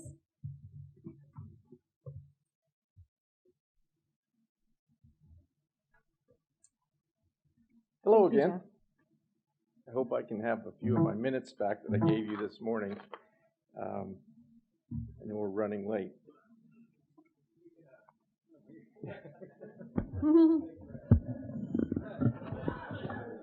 I thought that might be the answer. Again, thank you for this opportunity to share with you a snapshot of the extension budget that benefits Montanans through its complex structure of leveraging federal, state, county, and outside resources and providing real engagement and service to the individuals and communities throughout Montana. This morning, you saw a video highlighting our work in celebration of the 100th anniversary of the signing of the Smith-Lever Act that created the Cooperative Extension System. As you know, this act completed the land-grant university system that began with the Morrill Act of 1862 and the Hatch Act of 1887. Extension is the model for integration of learning, discovery, and engagement. We are a statewide educational outreach network that applies unbiased, research-based university resources to address locally identified community needs. And an important word in that is locally. By design, Extension has a complex funding structure. Since it was created, Cooperative Extension through the Smith-Lever Act has required matching state, county dollars. In regard to state funding, Extension is part of Montana State University. However, it is a separate line item in House Bill 2. We do not receive any tuition dollars or instructional dollars. County support has been very strong since the beginning, which indicates they feel they're getting a good return on their investment. Over the past couple of decades, federal funding has become a smaller portion of the overall extension budget. During that time, Extension has worked to maintain state and county funding and to increase grants and contracts, generated funds, and private donations in order to leverage resources and remain viable. At every level, we are accountable to the public. The cooperative nature of extension work is evident not only through these funding mechanisms, but also through our programming, where we see local, state, and federal priorities being addressed. The impact of extension programming, which we will touch on in just a minute, will illustrate the return on the state investment. From a budget standpoint, you can see here that for every $1 of state funding, there are approximately $3 from other partners and funding sources. Throughout recent history of funding challenges, Extension has held its personnel expenditures to 88% of the overall budget, while 12% is dedicated to operations. We've worked hard to diversify our funding model. However, capacity funds from state, federal, and county sources remain indispensable.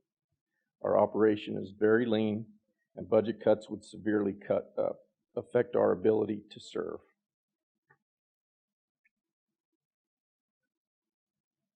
The strength of Extension lies in our long-standing and trusting relationships within Montana communities and our Extension faculty across the state who respond quickly to the emerging needs of families, agricultural producers, businesses, and industry. The state is our campus with a presence in all 56 counties and the tribal nations, as well as our partnerships with the other MSU campuses and the Montana Agricultural Experiment Station.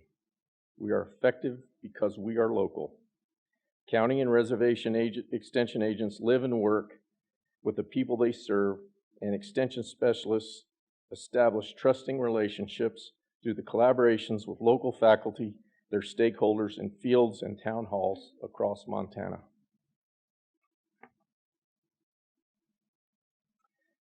At this time, please let me share a few examples of how Extension is meeting community needs and benefiting Montanans through each of our 4 major program areas, which include agriculture and natural resources, 4-H youth development, family and consumer sciences, and community development.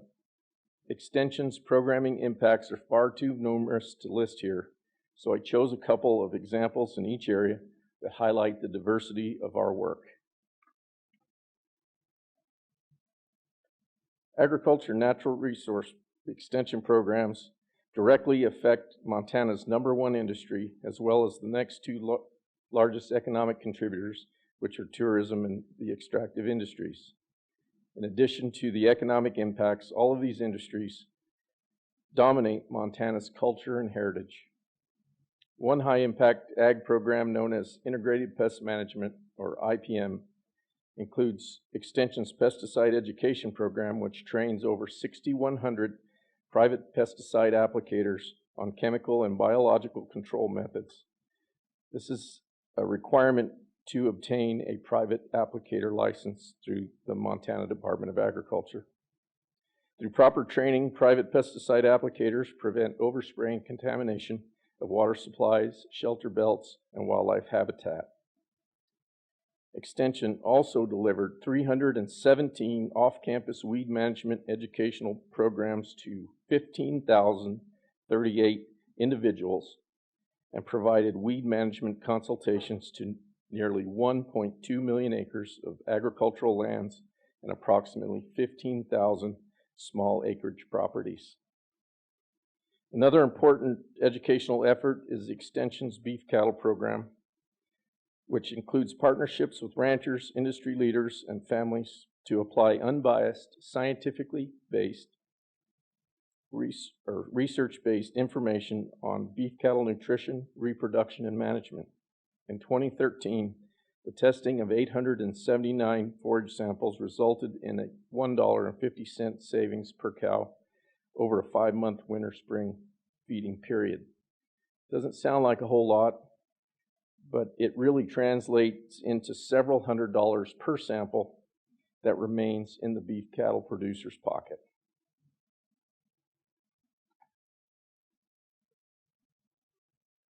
In 2013, Montana 4-H reached 23,948 youth ages 6 through 19.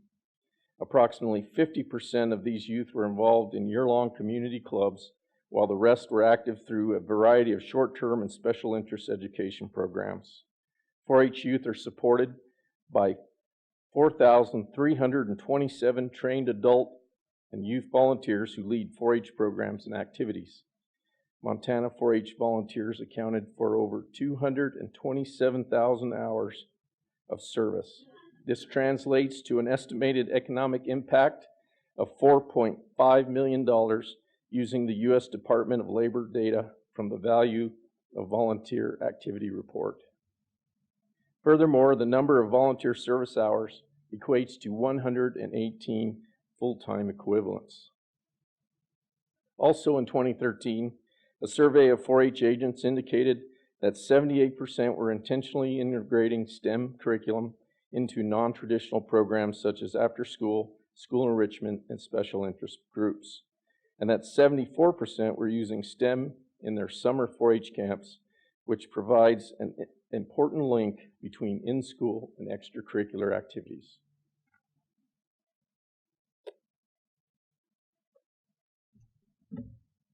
Family and consumer science programs began in 1914 and are as important today as they were then.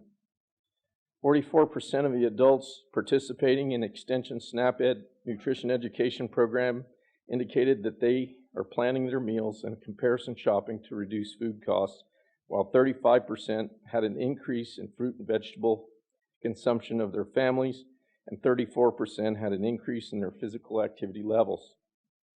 In 2013, 2,204 adults participated in Extension Strong Women program. All participants that took a follow-up survey indicated they had greater ease in climbing stairs and lifting objects, both of which are important for independence and staying in the home. Extension also partners with the Department of Public Health and Human Services and other organizations to offer programs for cardiovascular health, diabetes, and arthritis.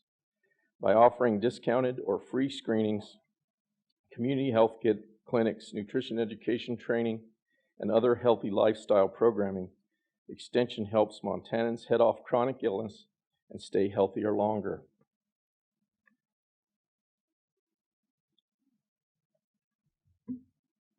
Community development is an increasingly important program area for MSU Extension. As communities struggle to remain viable, Extension through the Rural Community Development Initiative is providing curriculum and training to help local community foundations successfully support their communities into the future. In 2014, Extension Community Development launched the Resource Education and Agriculture Leadership Program, which is about to wrap up its first year. Real Montana, as it's called, is a 2-year in-depth education and training program designed to prepare emerging agriculture and natural resource leaders across Montana for an era of unprecedented change in new technologies, consumer preferences, and global trade. As part of Extension's community development program, the local government center constituency includes all municipalities and counties across Montana. It provides certification, training, and technical assistance to more than 6,000 locally elected and appointed public officials annually. In addition, every 10 years, the Montana Constitution requires a local government review, and 2014 is that year. 49 counties and municipalities will be electing study commissioners to review their existing form of government and provide recommendations. The local government center is the only non-biased educational entity in the state that is available to provide guidance, historical context, and training for this mandated process. Currently, the local government center is operating on less than 50% of its needs on a one-time funding basis. It is a top priority for Extension going into the FY 16-17 budget cycle. As I said before, these are just a few examples of how Extension leverages the energy of its professionals, volunteers, and partners with state dollars to impact Montanans every Montanan in some way.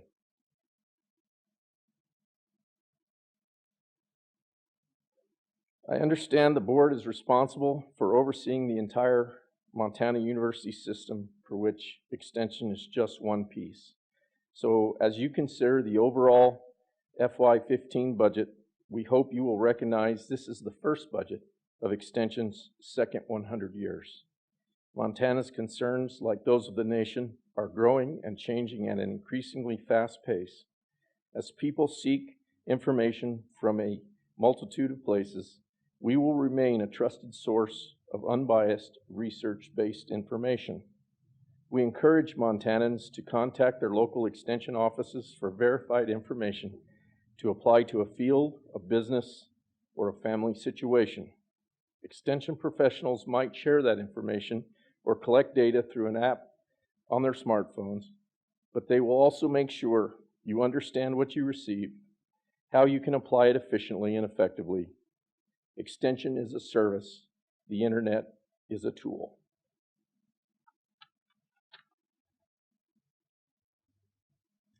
Through the power of the land-grant university, we are constantly learning new ways to be efficient, streamlined, responsible providers of knowledge.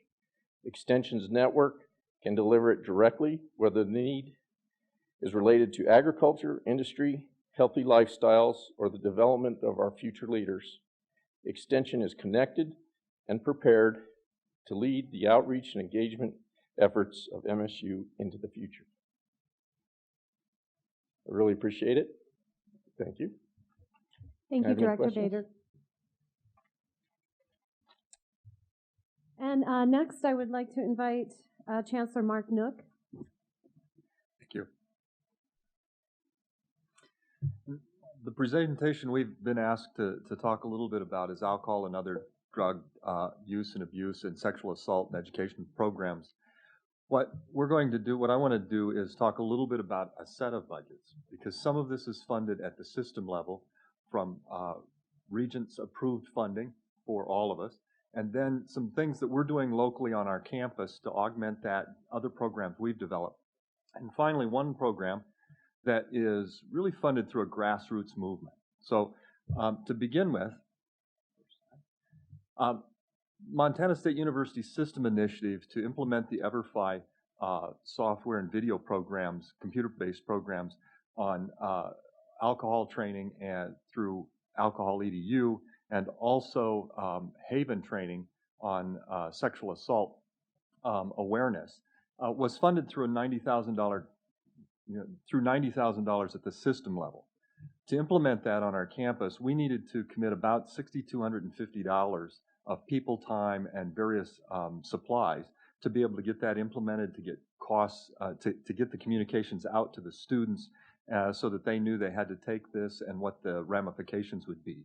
This amounts to a very small portion of our budget, but it is a cost that we have in implementing this program that we've heard about quite a little bit today.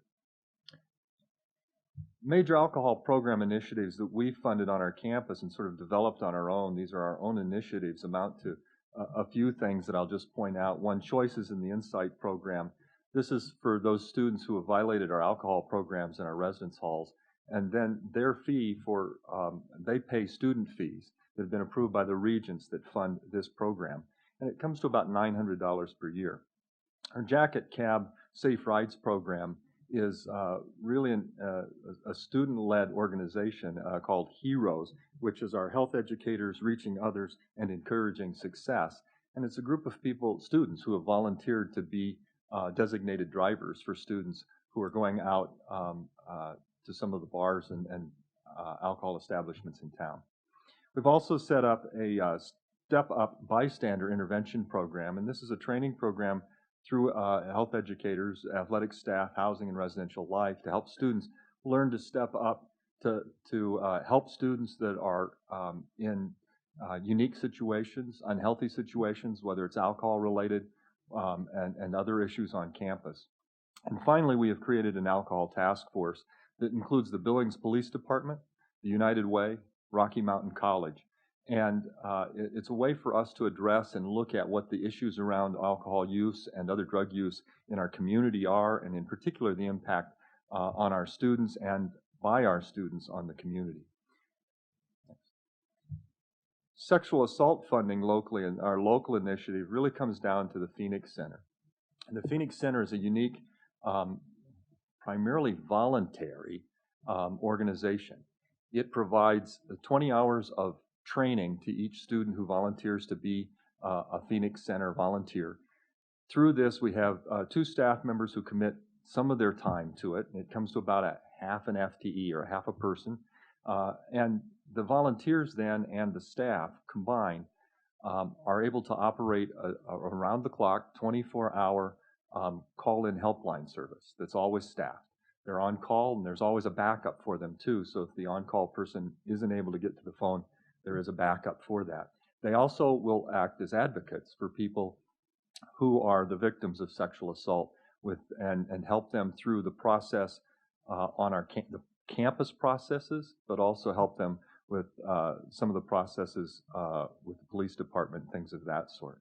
So these are sort of breaking out the 2 areas, sexual assault and alcohol, the initiatives that we have run on our campus in support of and in addition to the EverFi funding.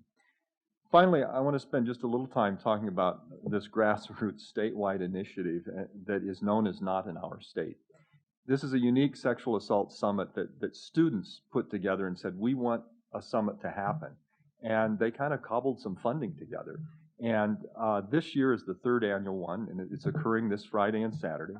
And we've really gathered dollars from our friends. And I wish all of my fundraising efforts were as successful as this one has been.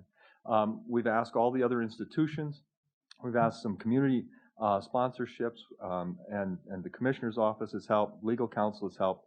We've collected to date, about $25,000 for this, and it only cost us $19,000 to put on this program.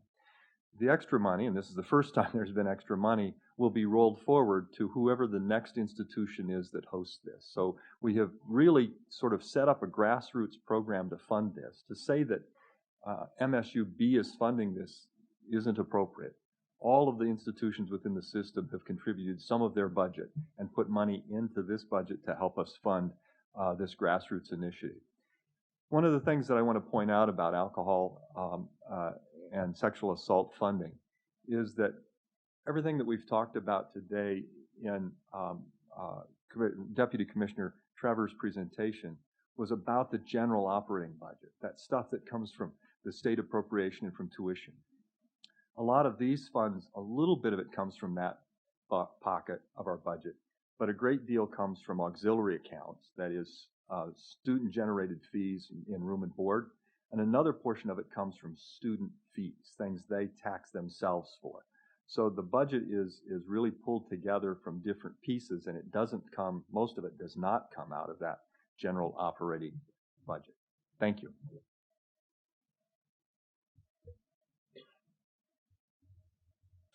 Thank you, Chancellor Nook. And I just want to point out that it's unfortunate that we can't have discussions about, that we're looking at time-wise, because I want to thank you all for these incredibly meaningful conversations, and I certainly urge all of the fellow regents to engage in further conversations about these excellent topics. So thank you for all your preparation and your presentations. And now I invite Interim Chancellor Greg Kegel from MSU Northern. Many of you, of course, know him, but it's great to have you here with us today. Thank you. Just before I start this presentation, I wanted to preface it a little bit. I was born in Fort Benton, Montana, and my first friend was a little Indian kid. We grew up together, played sports together. He was a great friend of mine. I lived with his family. He lived with my family. Played basketball with a lot of Native Americans, with them, against them. I have some of my best friends today that are natives, and I'm even a godfather to a number of Native Americans. One of the reasons I say that is because every time I get together with these people, they tell me that we don't do enough. And as hard as I've tried to do as much as I can professionally and personally, it just doesn't seem like we do enough. And so this presentation has to do a little bit with that part. MSU Northern is in the heart of Indian country. We have, in a 100-mile radius, 5 reservations and probably 10 high schools in that area that we serve. We have a makeup, if you can run that slide up. Over 12% of our student body are natives. We offer 34% of our scholarships and waivers to these natives. Our mission there is basically to help them succeed, and that's probably the key word here, is success. When you compare the students that are at Northern, 12% are Native Americans, and when you look at that compared to the other institutions, that's the highest in the unit. So we do have a lot of those students.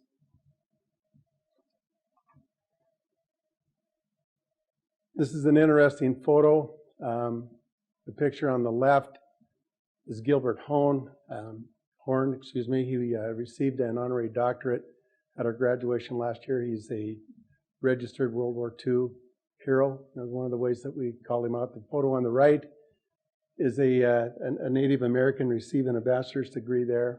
He's a non-traditional student. We also have set up some different types of clubs on our campus to help them succeed. If you roll that up just a little bit. The Sweetgrass Society is it used to be referred to as our Indian Club, and it's now Sweetgrass Society. It's run through our Cultural Development Center. It's one of the longest standing clubs on our campus, and it fosters the success and interaction with the Native Americans. They do a lot of things. They do our powwow for us. They promote cross-cultural understanding and things like that. Our student support services run through the TRIO grant. And the TRIO grant, you have to apply to be accepted into the student support services, and there's an eligibility factor there. There's 31% of the students that are supported by that service that are Native Americans. It's a great little service. We've got a wonderful little environment there for kids to go to develop study skills, assist in the basic academic skills. There's social and cultural activities that they're involved with there. But it's very homey, and it is a nice little center. We also have had for the last 4 years a youth build program. It's a Department of Labor program that we had at Northern. I believe it was, in my eyes, one of the most successful programs that we ever ran on that campus. 70% of the students that were enrolled in that program were Native Americans. They came from schools across the High Line. The kids that are eligible to get into that program are probably on a collision course where they're either going to end up dead or on drugs or in a state penitentiary. So we're really proud of the success that we had with it. We've got 5 former students that are attending Northern right now that went through that program. 3 are in their second year. And we also have one, Jacob Folk. He was a former youth build student. He's currently on the MSU Northern football team. So we've had some good success with those programs. Another program that we've just recently initiated for our nursing classes, because we have challenges with the nursing students that come to Northern into our nursing program, in making sure that they're prepared. We've adopted the Kaplan testing exam, so the students have to be able to pass that before they're admitted. And we were having some difficulty with those students coming in and being prepared to pass that exam. So we've set up some special classes for them to prepare. The photo on the right shows some students there from one of the schools, I believe is on Nakota, that are using our newest sim lab. And that's an infant, those are infants. They have a sim lab out there, but it's for the adults. And so we're sharing those laboratory experiences with those students. We also run, if you run that up, through Fort Belknap and have for quite a number of years an Upward Bound program, and that's been very successful. The next slide is the Montana Gear Up program. We had a Gear Up grant last year. It was a very interesting experience for us because kind of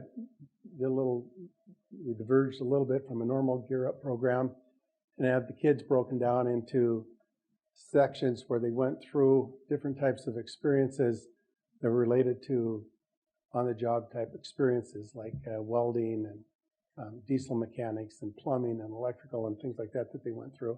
But it was very successful, got a lot of great compliments on that program. We also have an initiative right now with Wolf Point.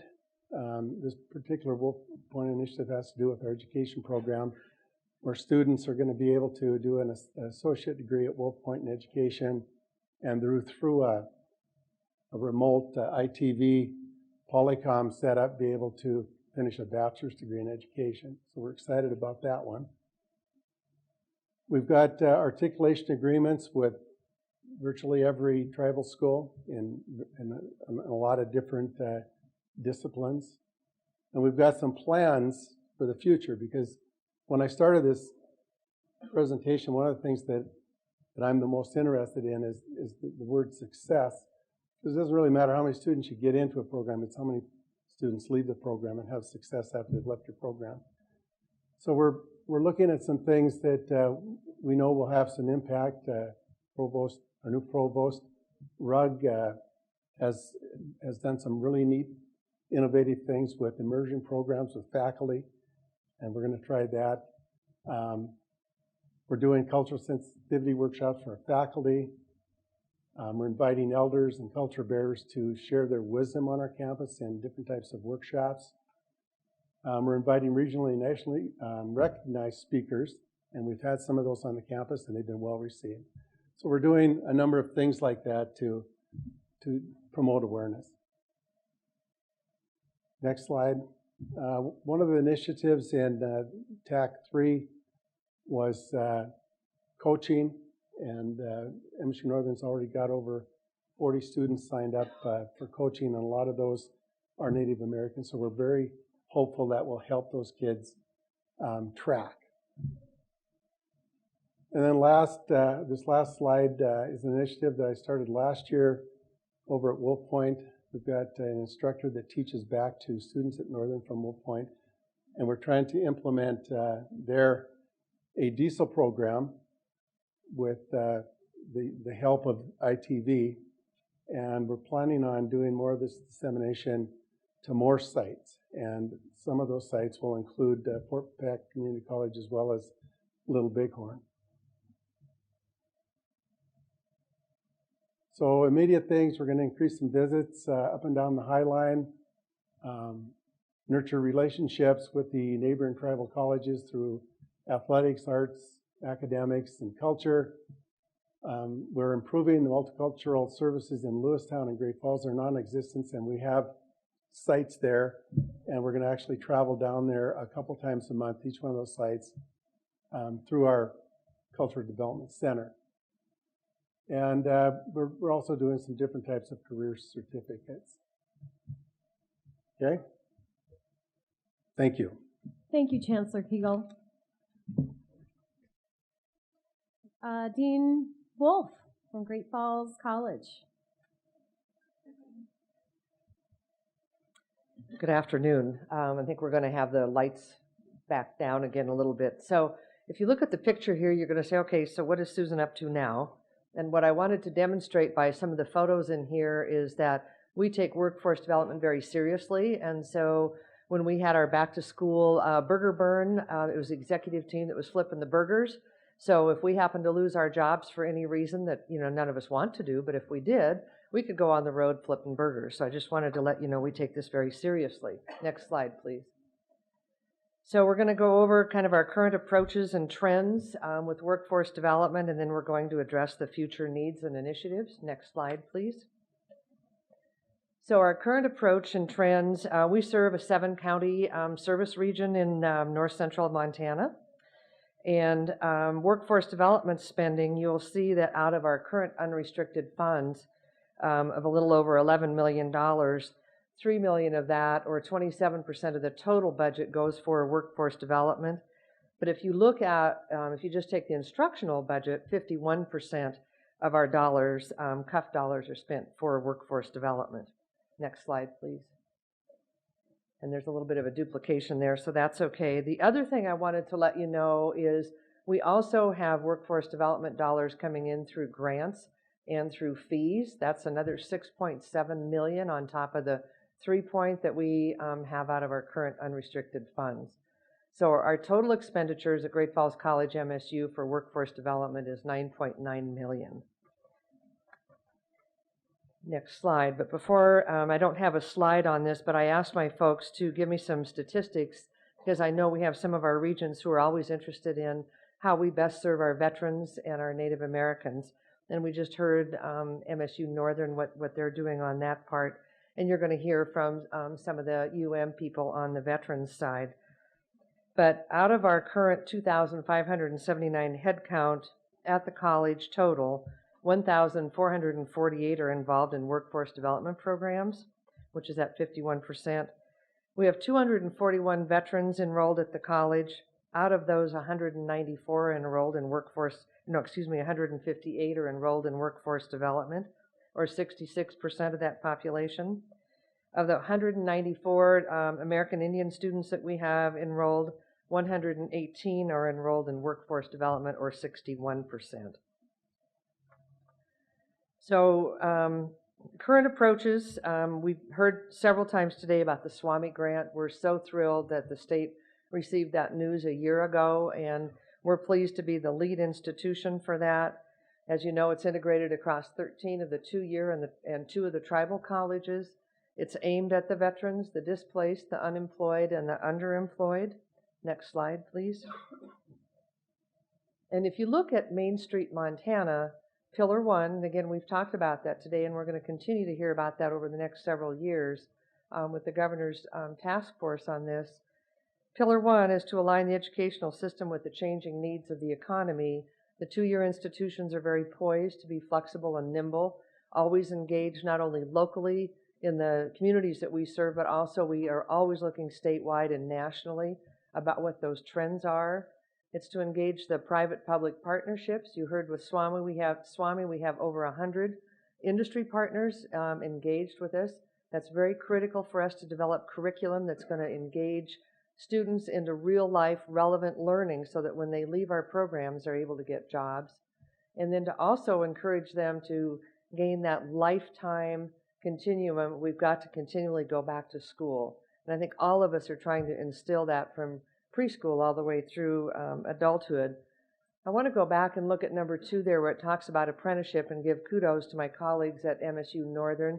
They have an outstanding apprenticeship program that I think we all want to look at and see how we can model after that. That's another source of students coming in that we can get into the workforce that may start somewhere else. Can we get them in the college, or we'll get them started and get them out into apprenticeship programs and then on into the job. So we're very excited about being a part of Pillar 1, and we'll be giving reports to the governor monthly now, and we're looking forward to that. Next slide, please. So part 2, I was going to at this point play you a video clip from Johnny Cash's Orange Blossom Special, but I knew it was going to take time. But as Deputy Commissioner Seck has been, we talked about it yesterday, we're going to, in conversations with Burlington Northern Santa Fe, look at the numbers there. Just in this next year, they're looking at hiring between 450 and 500 new employees. Right now, they're sending a lot of those people to Johnson County Community College down in Kansas. Should not be doing that. They ought to be sending them to, to here. And just look at the numbers for the next several years there.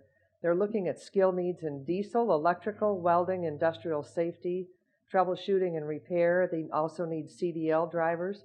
That looks to me just like our SWAMI program. We've got it. We've got the infrastructure. We have the model. We have the faculty. We're ready to roll with that one.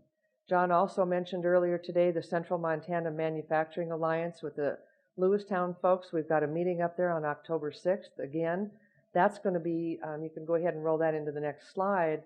That's how we're going to sustain the SWAMI model, is we're going to use what we're doing now, and we're going to be able to address future workforce needs by bringing everybody together to share the resources, bringing the expertise.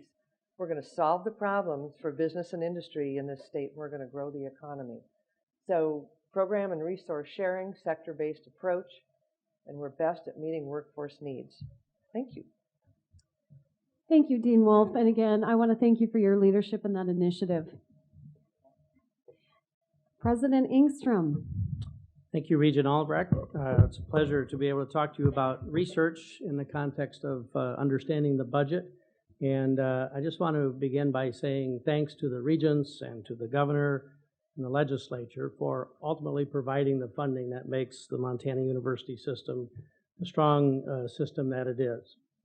As you heard from our MSU colleagues, each of our institutions has a strategic plan as well that meshes with the Regents' strategic plan, and we work very diligently to put our resources toward the goals and objectives of those strategic plans. And we do that in the context of the very interesting and dynamic learning environments and research environments that exist on these 4 campuses. A student, if they choose the UM affiliation, has the option of a very small, personal, highly mentoring environment associated with Western and their Experience One program.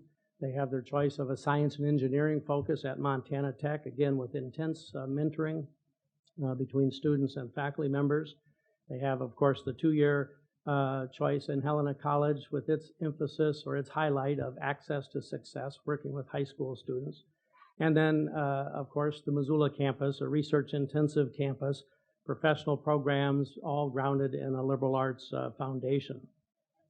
So I want to talk about research, and I'm going to do this in really an educational mode, sort of assuming that you don't work in the research world very much, and so I want to help you understand how the money works and what we use it for in the area of research. So let me begin by showing a graph that looks very similar to one that Tyler Trevor showed.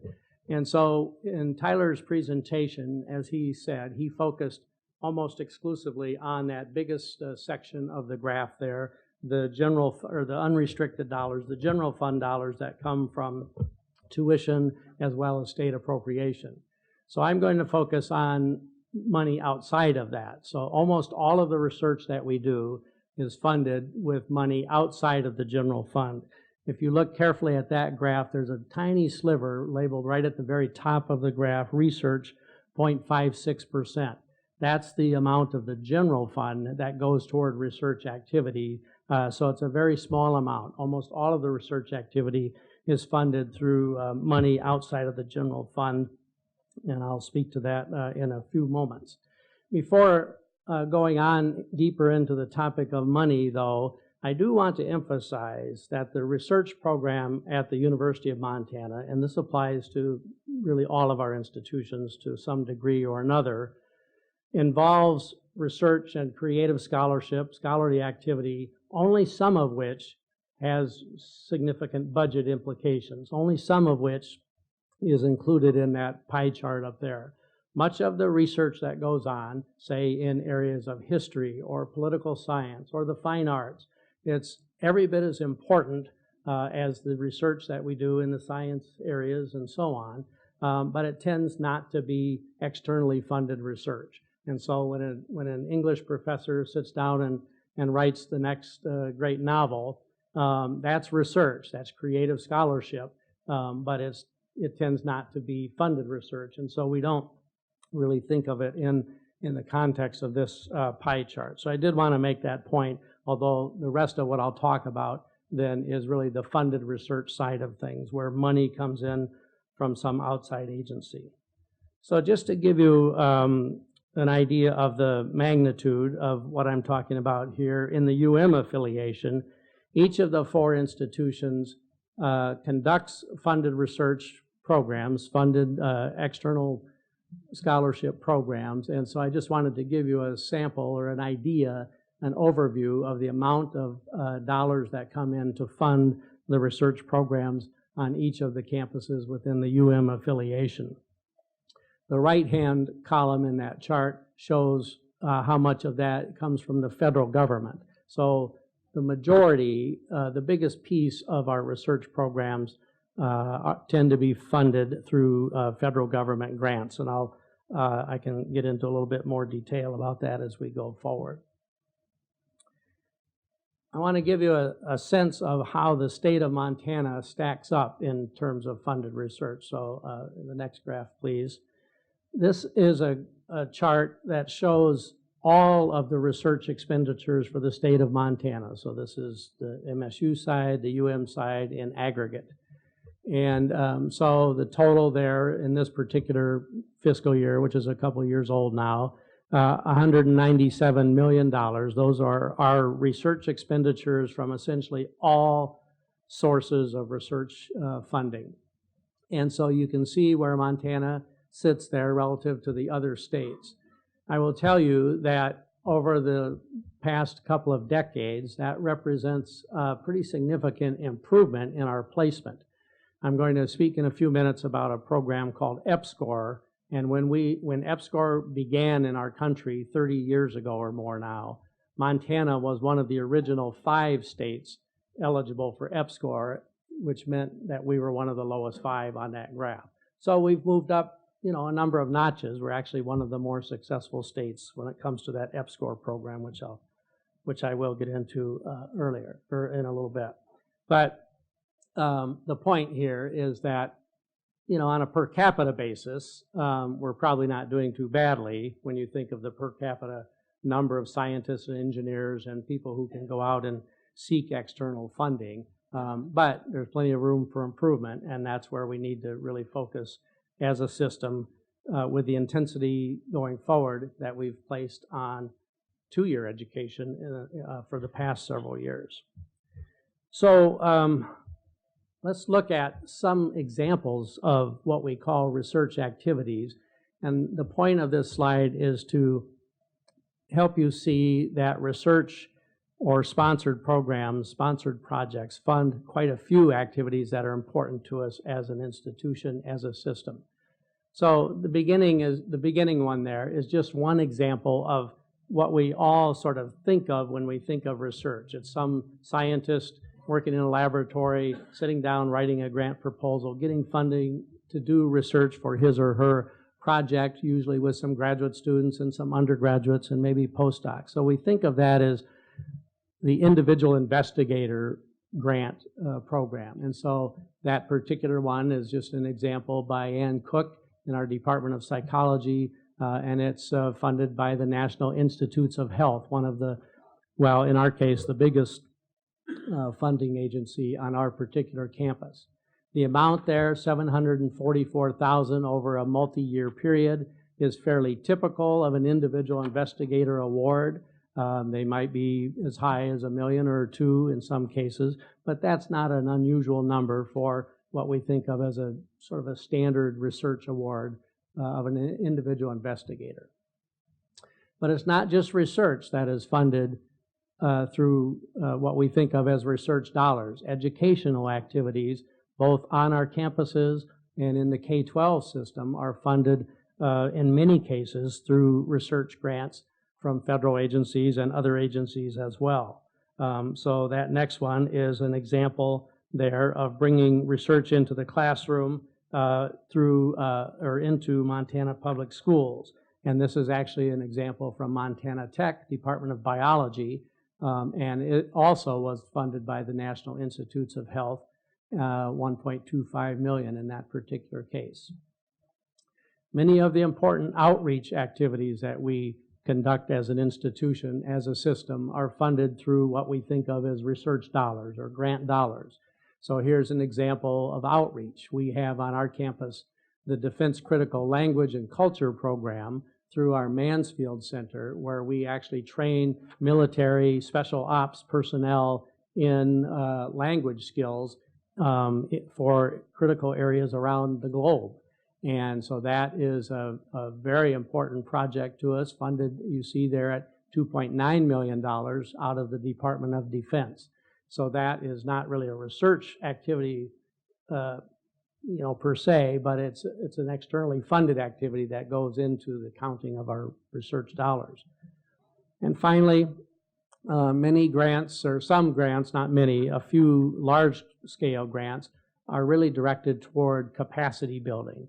And we currently, as a system, the University of Montana and Montana State University, with participation from campuses around the state in many ways, have a large grant from the National Science Foundation called EPSCoR, Experimental Program to Stimulate Competitive Research. I just want to take a minute or two to help you understand what that is, because that has been a part of Montana for over 30 years.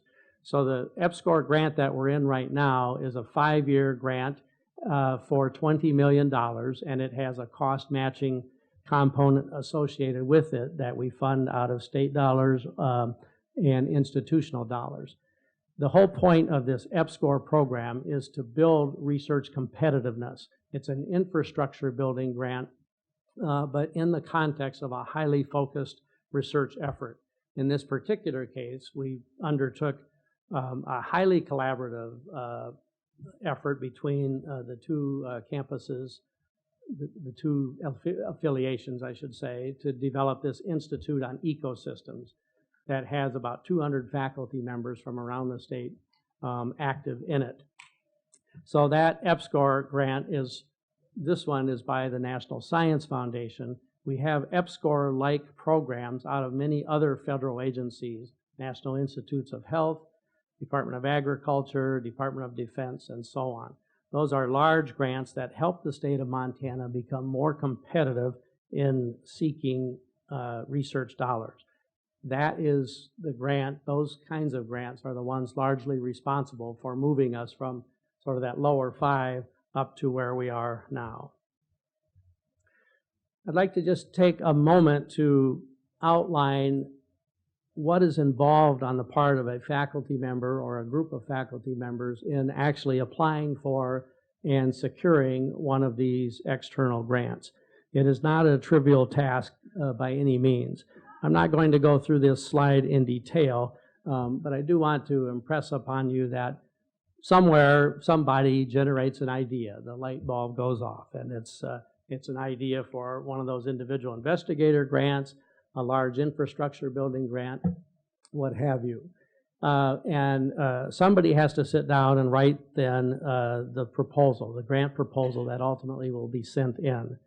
That grant proposal goes through quite a few steps on campus before it actually gets submitted, because there are many compliance activities that need to be dealt with, many budgetary considerations. So the first several boxes are really an on-campus review.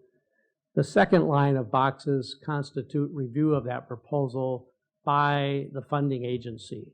And the one point I want to make here is in the box labeled peer review. It has become a standard in higher education in our country that grant proposals go through a very rigorous peer review process.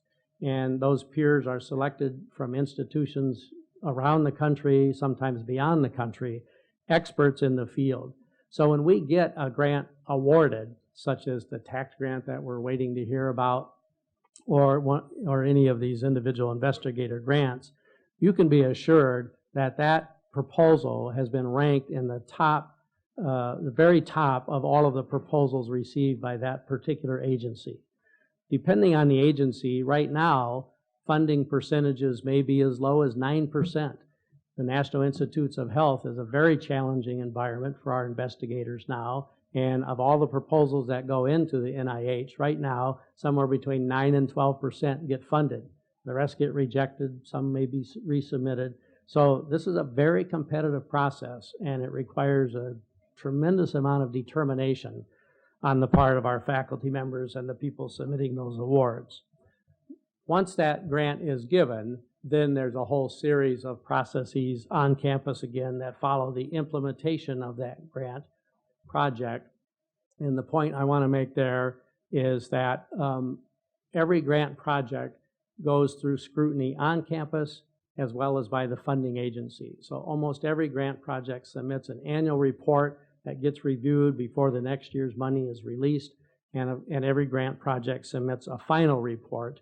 And if you haven't met the goals and objectives that you said you would, then that certainly jeopardizes your competitiveness in the next round of grant applications. So a pretty rigorous process.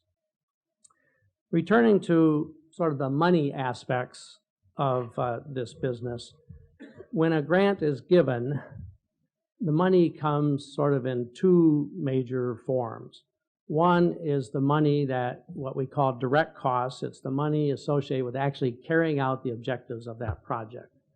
The other money is what we used to call indirect costs, and now we call facilities and administration costs. And those are dollars that come with almost every project to really fund just the background work that's needed to carry out the research enterprise at an institution. That F&A rate is a negotiated rate, so every few years we sit down with the appropriate federal agency and negotiate a rate of indirect costs. That rate is a reimbursement for money that we already spent or are spending on research, and so they take into account the amount of our budget that goes to facilities and so on. You can see our current rates at the University of Montana there, fairly typical of rates for a public institution. So if an investigator needs $1 million to do a project, that investigator actually is asking for $1,450,000 from the agency. So let's then follow where that money goes. And so the next chart, please, is a little bit complicated. And again, I don't need to go into a lot of detail here, but I've separated the money into two broad categories. The dollars that we do spend out of our general fund, relatively small amount of money, in our case, $2.8 million. Where do we spend that money? That money goes to some instrumentation and facilities work.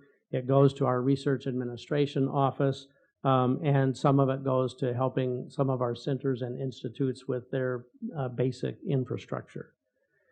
The money that comes in from the agencies under grants and contracts, then the direct costs, that's pretty straightforward. It goes to the investigator, they carry out the project.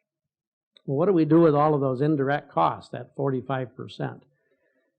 Well, first, it never really amounts to 45% because many of the agencies don't pay the full indirect, even though it is a negotiated rate.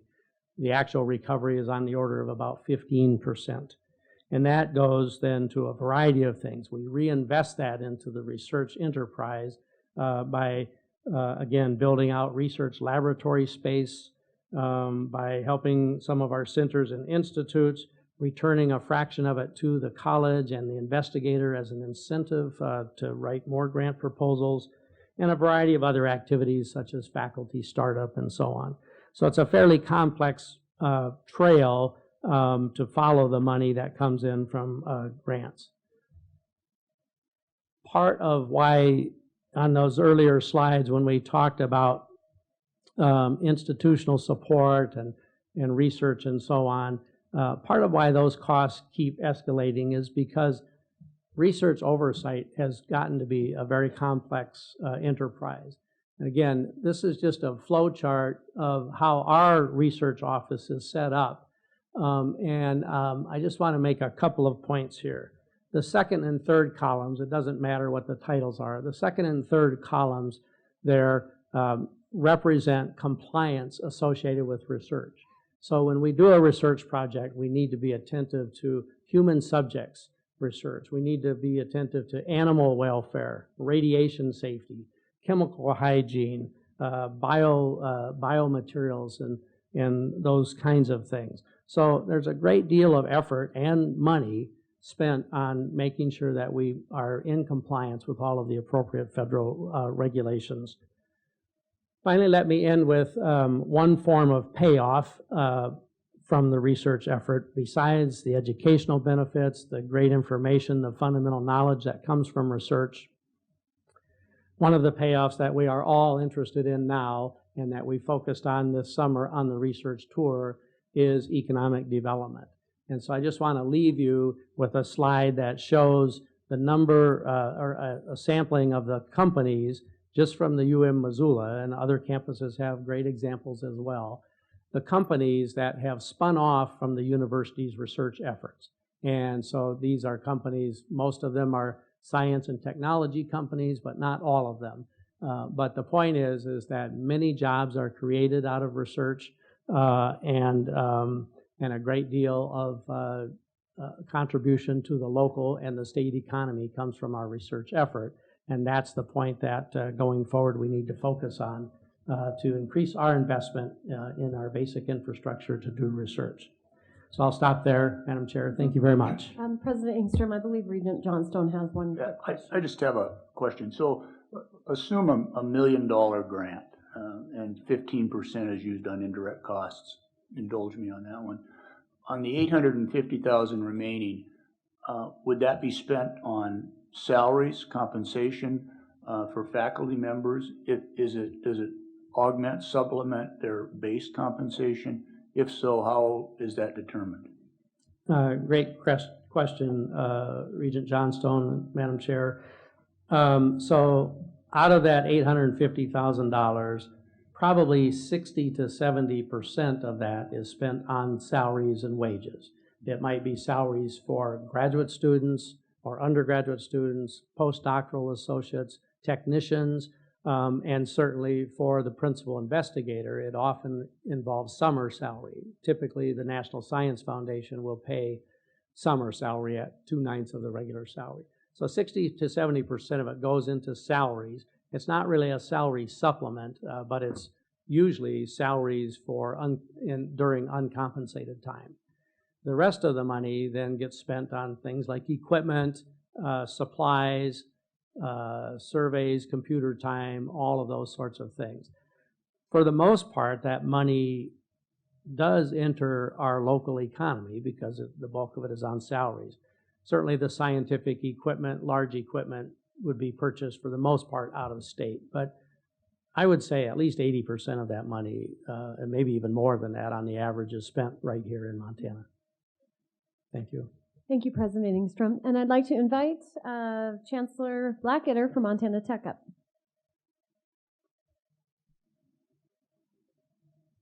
Thank you, Madam Chair, members of the board, President Engstrom. So I get the privilege of talking about dual enrollment again. So this is fairly short. I am PowerPoint free since '53, so I will just read this. It will go fairly quickly. One of the things I noticed when we started talking about dual enrollment is I'm listed as dual credit, right? So you start looking at this and it can be a little bit confusing. So Regent Krause, I'm kind of going back to some of that vocabulary. If you actually look at the official taxonomy and terms out of OCHI office, it says dual enrollment is the broad term for various types of opportunities for high school students to take college coursework while they are enrolled in college or enrolled in high school. Dual enrollment models, which is the title of it, for awarding credit. A dual credit course awards both high school credit and college credit for a college course taken by a high school student. A college credit only course awards college credit but not high school credit, etc. So you might want to read that. We might want to look at that as we move through dual enrollment and those terms there. And there's a number of terms. So I'm going to give you sort of a ground, on the ground perspective of it. And I got to give credit where it's due. This is sort of, I must catch up for I am their leader kind of thing. So Amy Verlanik and Bernie Phelps out of the Institute for Educational Opportunities at Montana Tech. Certainly Melissa Harrington and John Garrick, our Dean of the Highlands College, have a great perspective on this. So let me just sort of give you what I call the Montana Tech vernacular that we use to explain students about dual enrollment. Dual enrollment is a high school student that is sitting in a high school classroom during regular high school hours being taught by a high school teacher that has been vetted by an MUS faculty or department. Sort of one definition. The student then receives credit both for high school and at Tech or the MUS, sort of depending upon the articulation agreements in some cases. Dual credit then might be the same as dual enrollment, except that the course is not during high school regular hours. So high school teacher, probably taught in the high school. Concurrent enrollment is the same as dual credit, except it's probably taught on a college campus by a college faculty member, and that's sort of broad term. So you can sort of see these categories of dual enrollment and the terms that we've used at times, dual credit and concurrent enrollment. And then we call it all Jumpstart. So Montana Tech, we have a program called Jumpstart, and it's sort of any of these things that a student does to take high school and college credit, either at the high school or on our campus or at another location. Montana Tech was an early adopter of dual enrollment and began programs in 1994 when the now Highlands College began offering Cisco computer networking courses. Anaconda, High, Butte High, and Ennis High were also offering network courses. Jim Micheletti worked with the high schools to follow our curriculum, which was Cisco's, and the student would earn college credit and Cisco certification. By 1997, Montana Tech had expanded these offerings in these original 3 partner schools to include Geology 101, Spanish 101, and English composition. Kind of odd in some sense in the context. These courses were chosen due to the needs of the partner schools rather than being of strategic interest to Montana Tech. But in 1998, Tech began investing institutional dollars in the program and built it into a robust outreach effort. Strategies to offer courses that would promote our unique science and engineering programs were put in place geology, introduction to engineering, college algebra were offered to our original partner schools and additional high schools where existing relationships existed. Course offerings and student numbers have grew rapidly over the next 10 years. And in 2010, OCHI, which was under Mary Moe, conducted what Amy Verlaning terms as a dual enrollment landscape survey and found that campuses were approaching dual enrollment in very different ways. OCHI applied to the Lumina Foundation for the College Now grant, and the funds were used, among other things, to reform dual enrollment across the system. Some of the basics were policies were put into place in 2011 that set a flat tuition structure and created policy regarding the vetting of instructors. From Tech's view angle, the other institutions within the state have had a similar dual enrollment evolution of some sort. Specifically, last year at Montana Tech, we had an unduplicated dual enrollment headcount of 370 and a duplicated headcount of 515, roughly indicating that about half of dual enrollment students are taking 2 courses per year. So either their junior year or their senior year, they're taking 2 courses. The number of dual enrollment students at Tech has increased 3-fold over what it was in 2004. And our partner schools have grown from 3 to 47. Last year we were in 19 of these schools. Dean Bingham was telling me that they were in 63 schools or something. Courses, 63 courses, okay. And the average number of courses offered expanded from 19 to 47 courses. So we're offering 47 courses, roughly speaking, in about 19 institutions now, even though we have 47 high schools that are partners with us. Statewide, the growth in dual enrollment is demonstrated by repeating the information from the May Board of Regents meeting, showing from the spring of 2012 to the spring of 2014, student enrollment in dual enrollment increased from 1,055 to 1,525. And I just show you your own site that Mr. Trevor, I believe, has developed. So you can go look at that. This is about a 45% increase occurring all over Montana and in most Montana institutions. So just sort of some technical points or some points at Montana Tech in round numbers. Dual enrollment course costs $50 a credit. Highlands College is about $100. If we look at our lower division, we're about $200, and our upper division undergraduate is about $250. So you can sort of see that cost, which as we grow and we think about the cost of educating a student, we will want to look at that as we provide some of those opportunities. I'll leave it at that. It's a bit complicated, but you need to keep that in mind. This year, Tech will augment dual enrollment with $17,000 in performance-based funding and $56,000 from our state budget. Dual enrollment students make up about 2% of our FTE at Montana Tech.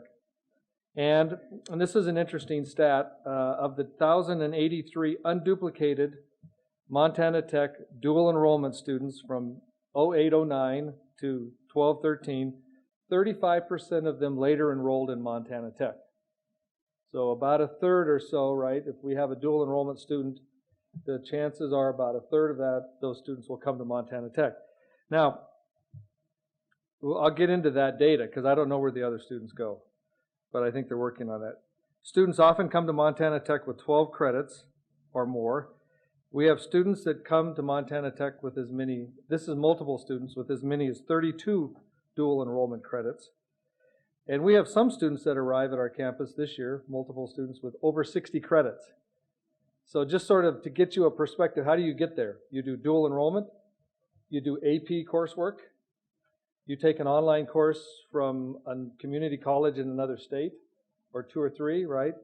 And so there's this combination of things. So dual enrollment is just one aspect of how students are coming to our institutions with pre-college credit. And so we're focused on that. Many of the students that we see in these categories of 30-plus credits are coming from private schools and are coming from homeschooled homes. The new performance-based funding has allowed each campus to hire a dual enrollment coordinator, and Bernie Phelps is our coordinator. Let me give you a couple of issues to consider.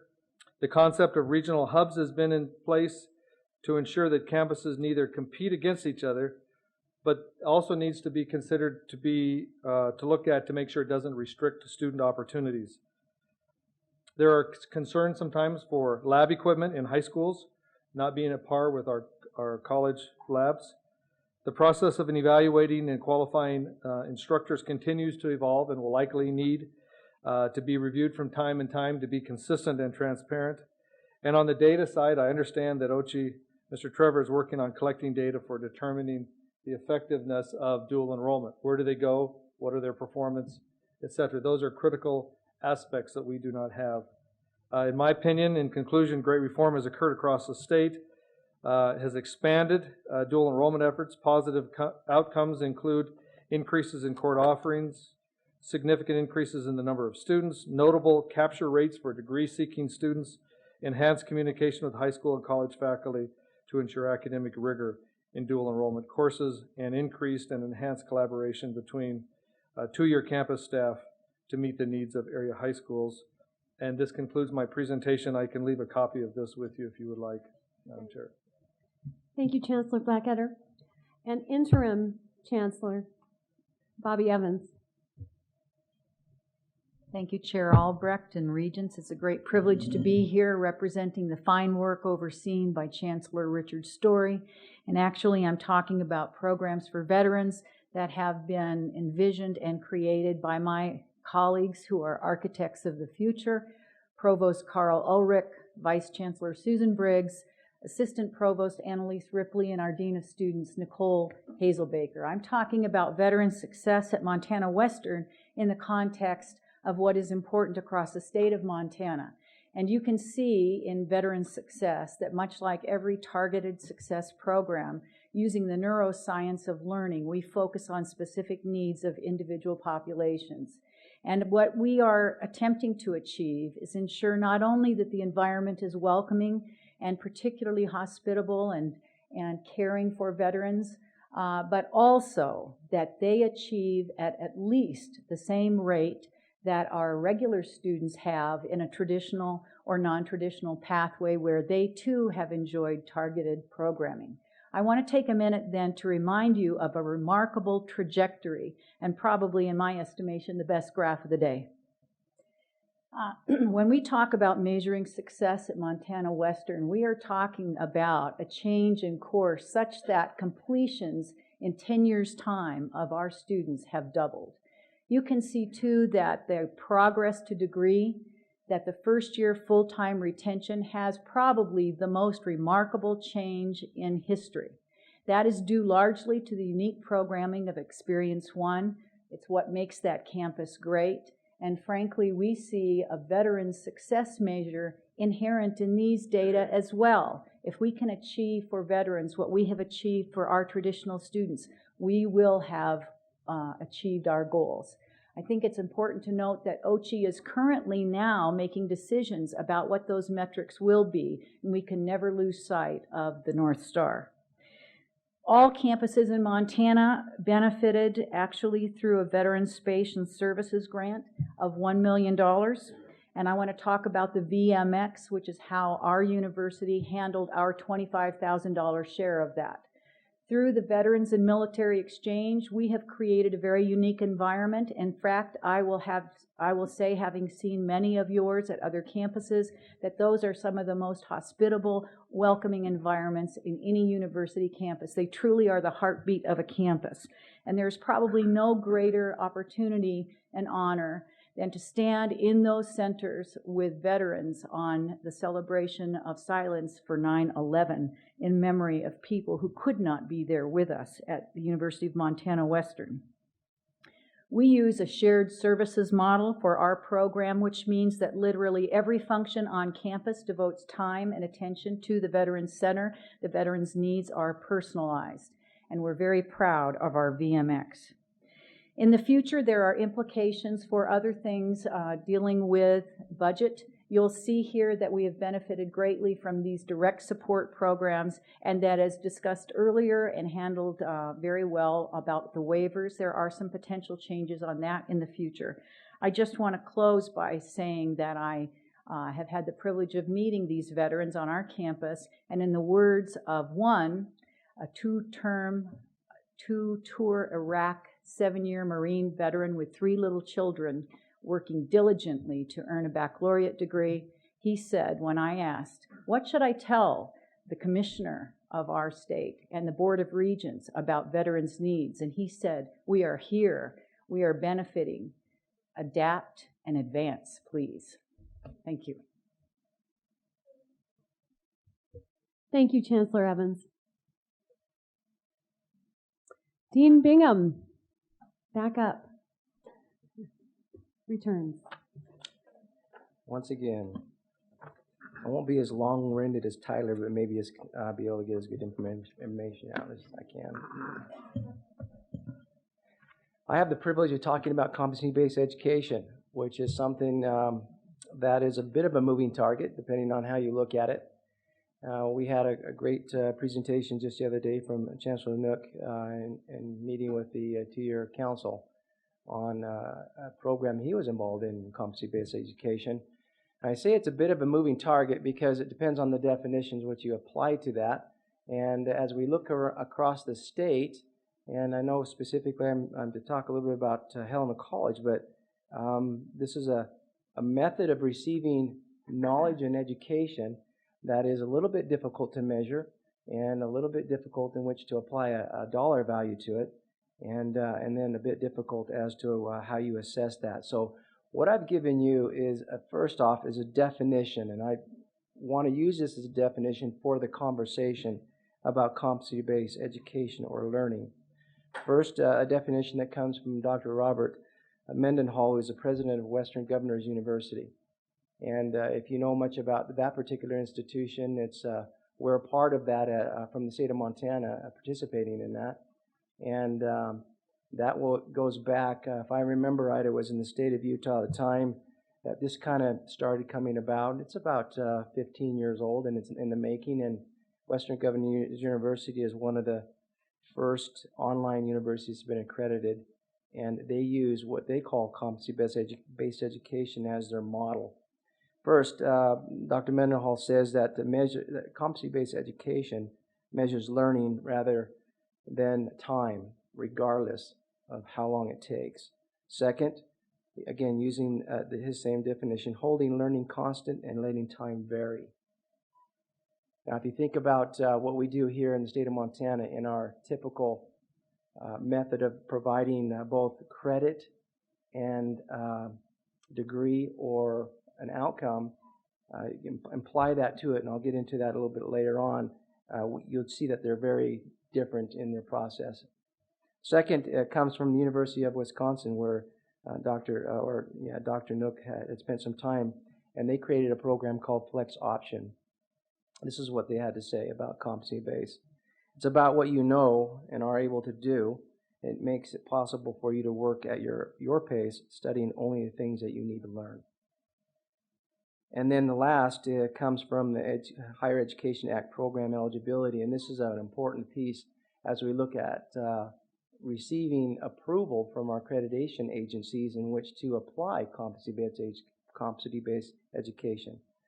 And assessment is consistent with the institution's or program's accreditation. If we're not doing that, there's no funding for the student. Now, I would actually ask you to just separate the two pages and put them side by side, because I want to talk just a little bit about the traditional programs that we normally have, and then you can compare that to the definition. Our traditional programs or courses are usually fall, spring, or summer. We have a beginning, we have an end. And we take the whole student and we register them for that term, and then they begin and end within that time frame.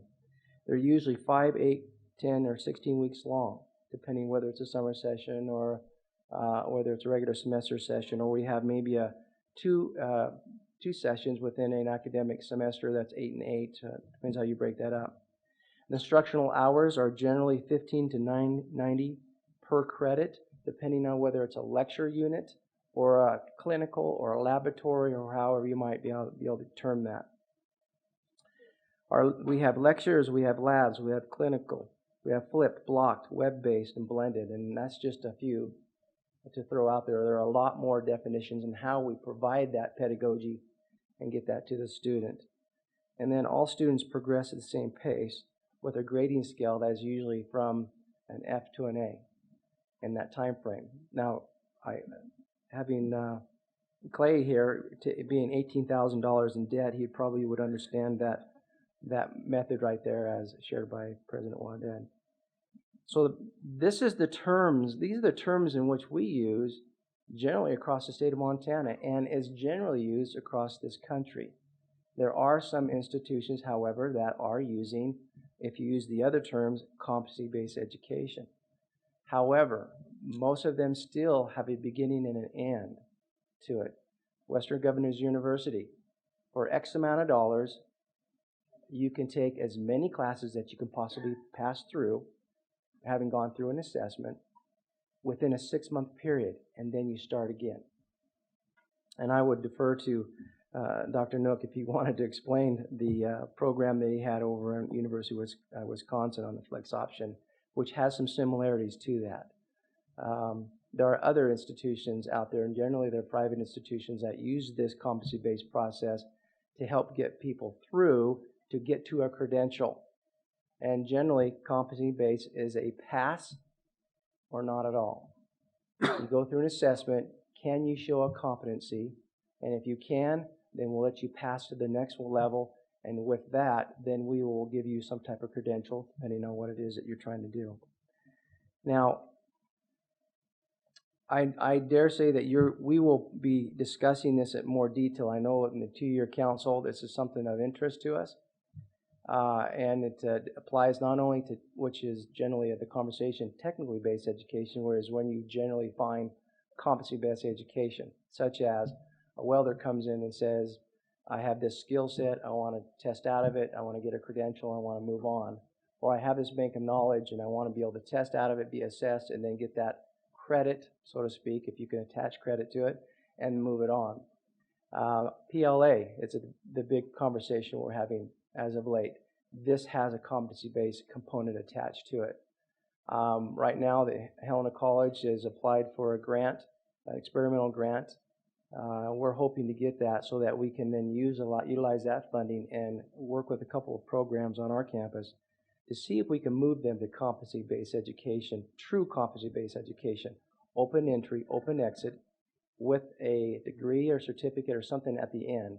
Our biggest challenge, I believe, is going to be how to take that piece of information, how to turn our program into competencies as opposed to objectives, and then find a way in which we can work with the federal department, state department, to allow funding for that student so that they are not hurt by having that form of education or delivery or outcome within a program.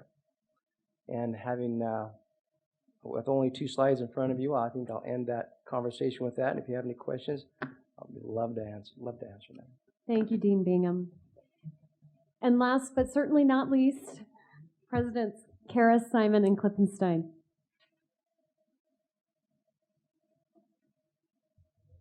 Madam Chair, members of the board, Commissioner Christian, one of the great things about being last is everybody's already talked about all the wonderful things we do to serve our students. We'll just share with you some brief comments about developmental education. And I just want to mention, I know many of you know that last year I served as board chair for the American Association of Community Colleges. And at the national level, I can tell you the 1,137 community colleges all struggle with student needs for developmental education. Approximately 70 to 80% of all students take at least one developmental ed class. And AACC is really focused on putting that in their 21st Century Commission report and implementation strategies. At FECC, we're similar to the national research and the national statistics, and some of the ways we address the needs of our students are through, last fall, we started a foundational math class, which is the Emporium model. Students work on their own pace, at their own pace, work with faculty to help them when they come into the lab. They have tutoring and testing. It's increased our students' success in the last year by 10% in our developmental math classes, approximately 10%. We also offer free placement test preparation for students. So that helps prepare students to take a placement test. Many students just need that refresher course to be successful. And we've decreased the number of our developmental math sections from 6 to 2 through using that developmental, or through the placement test preparation. And we do use EdReady as part of that process. Our math faculty work closely with K-12 and secondary math teachers to identify multiple placement measures to better place students in math. And we have identified ways to better prepare students through high school curriculum for college math. This fall, we hosted a national speaker on the Accelerated Learning Program. We invited individuals from all the other campuses in the state to attend, and many did. Accelerated Learning Program is based on research that says students learn more and progress faster when they're placed, for example, in RIT 101 and the developmental writing class simultaneously. So this spring we'll be piloting a program where students are enrolled in back-to-back classes taught by the same instructor, the RIT 101 and the RIT 095, where the 095 developmental writing will really focus on what they're learning in the 101 to help them be more successful so that they don't have to take 2 classes semester after semester. And that's my... Thank you. I'm not sure that I can talk that fast, but I'll try. Obviously, in addition to the challenges with student success related to developmental education, there are also tremendous opportunity costs for students who start in classes that are not at the college level and the time that adds to their completion. So at Dawson Community College, our initiatives are primarily focused on moving students as quickly as possible into college level courses. We were very fortunate to be able to leverage some of the TACT funds from the round 3 funding, and we've purchased math tutor software with those funds, and we've hired a tutor in that lab. And we're also using the Emporium model to allow students to move as quickly as possible through that developmental course, get the support that they need, and then move directly into college credit-bearing courses. One of the things that we're doing in the spring is adding late start classes as well, so that if a student can move through that course in 4 weeks and there's the availability to enroll in a college algebra course still in that same semester and through a compressed timeline, be able to complete those credits and stay on track for graduation. We also are using some new software to track student performance during the semester more closely. So things like it'll keep track of their course attendance, if they've turned in assignments, if their performance on quizzes and so forth, so that these students who we feel may be more at risk, we can intervene more directly and sooner if they start to exhibit some bad behaviors that might complicate that risk. And lastly, we're very pleased that one of our full-time faculty members has agreed to shift some of his focus to developmental education, and so he will really be providing some leadership on the academic side of the house to integrate developmental education with some of the courses in the ways that President Karras described. So thank you. Thank you. I'll talk real slow. I won't do that to you. Like my colleagues, I just wanted to share a unique experience at MCC, what we have set up in regards to reading and writing. First of all, I'd like to give a shout out to 2 people who I hope are watching. Sarah Pett, who has been on the developmental ed task force for some time. She oversees our reading and writing developmental ed, as well as George Dickey, who's our division chair. And they both started working on this last year and have moved it forward with the pilot program in the spring, and now in fall have fully implemented a linked placement model in regards to reading and writing. And really the key goal is to take a look at an incoming student's Compass scores and ACT scores, and typically in the past, very traditional-wise, if a student might place into a certain reading course, developmental ed course, that's where they started there, and their writing course, that's where they started there, and then they worked their way up. Our goal was, based on some research, found that if a student who starts at a lower reading, but at a higher writing, we actually moved that student up in the reading area to match with the writing, saved them that 3 credits, and so far our pilot, we had 3 students in spring last year that we tracked. All 3 of them were very successful with that move and had a GPA of a 3.14, a 3.88, as well as a 3.6. So they achieved very, very well in their other courses based on that, taking a look at their placement scores and placing them more appropriately and speeding up their time and accelerating their time. We also have some similar programs being done in math, taking a look at what we're doing with bridge programs before, with the main goal that we want to accelerate. So that's what we're doing at MCC. Thank you. Thank you, Presidents Karras, Simon, and Klippenstein. Commissioner Christian? Madam Chair, that gets us to a point where we've concluded the budget presentation and the campus presentations. Hopefully it's given you a little bit of insight with regard to trends in the system-wide budget and some of the areas of priority that this board has set that the campuses are working on to fulfill those directions.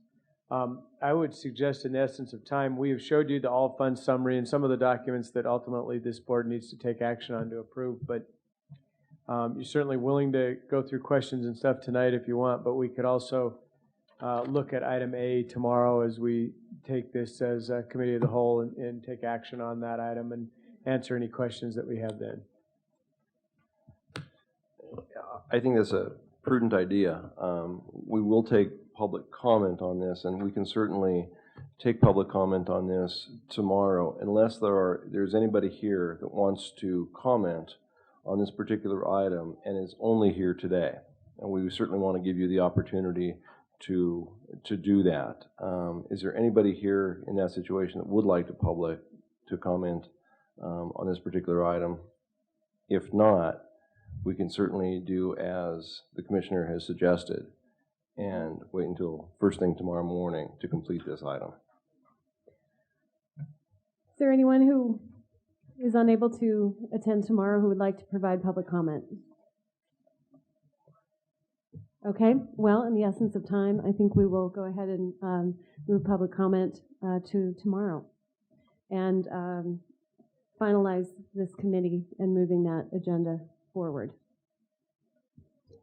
Thank you, Regent Albrecht. I believe that probably concludes our business for today. And so, unless there is anything to come before the board that I'm unaware of that is necessary for today, we'll stand at recess until 8 o'clock tomorrow morning. Thank you. Mr. Chair, so we do have executive session right now. Oh, correct. For the board, and we won't take long. I believe it is upstairs to the right. And as soon as we get up there, we can quickly go through those items and move on to the reception. The executive session is in North Conference Room.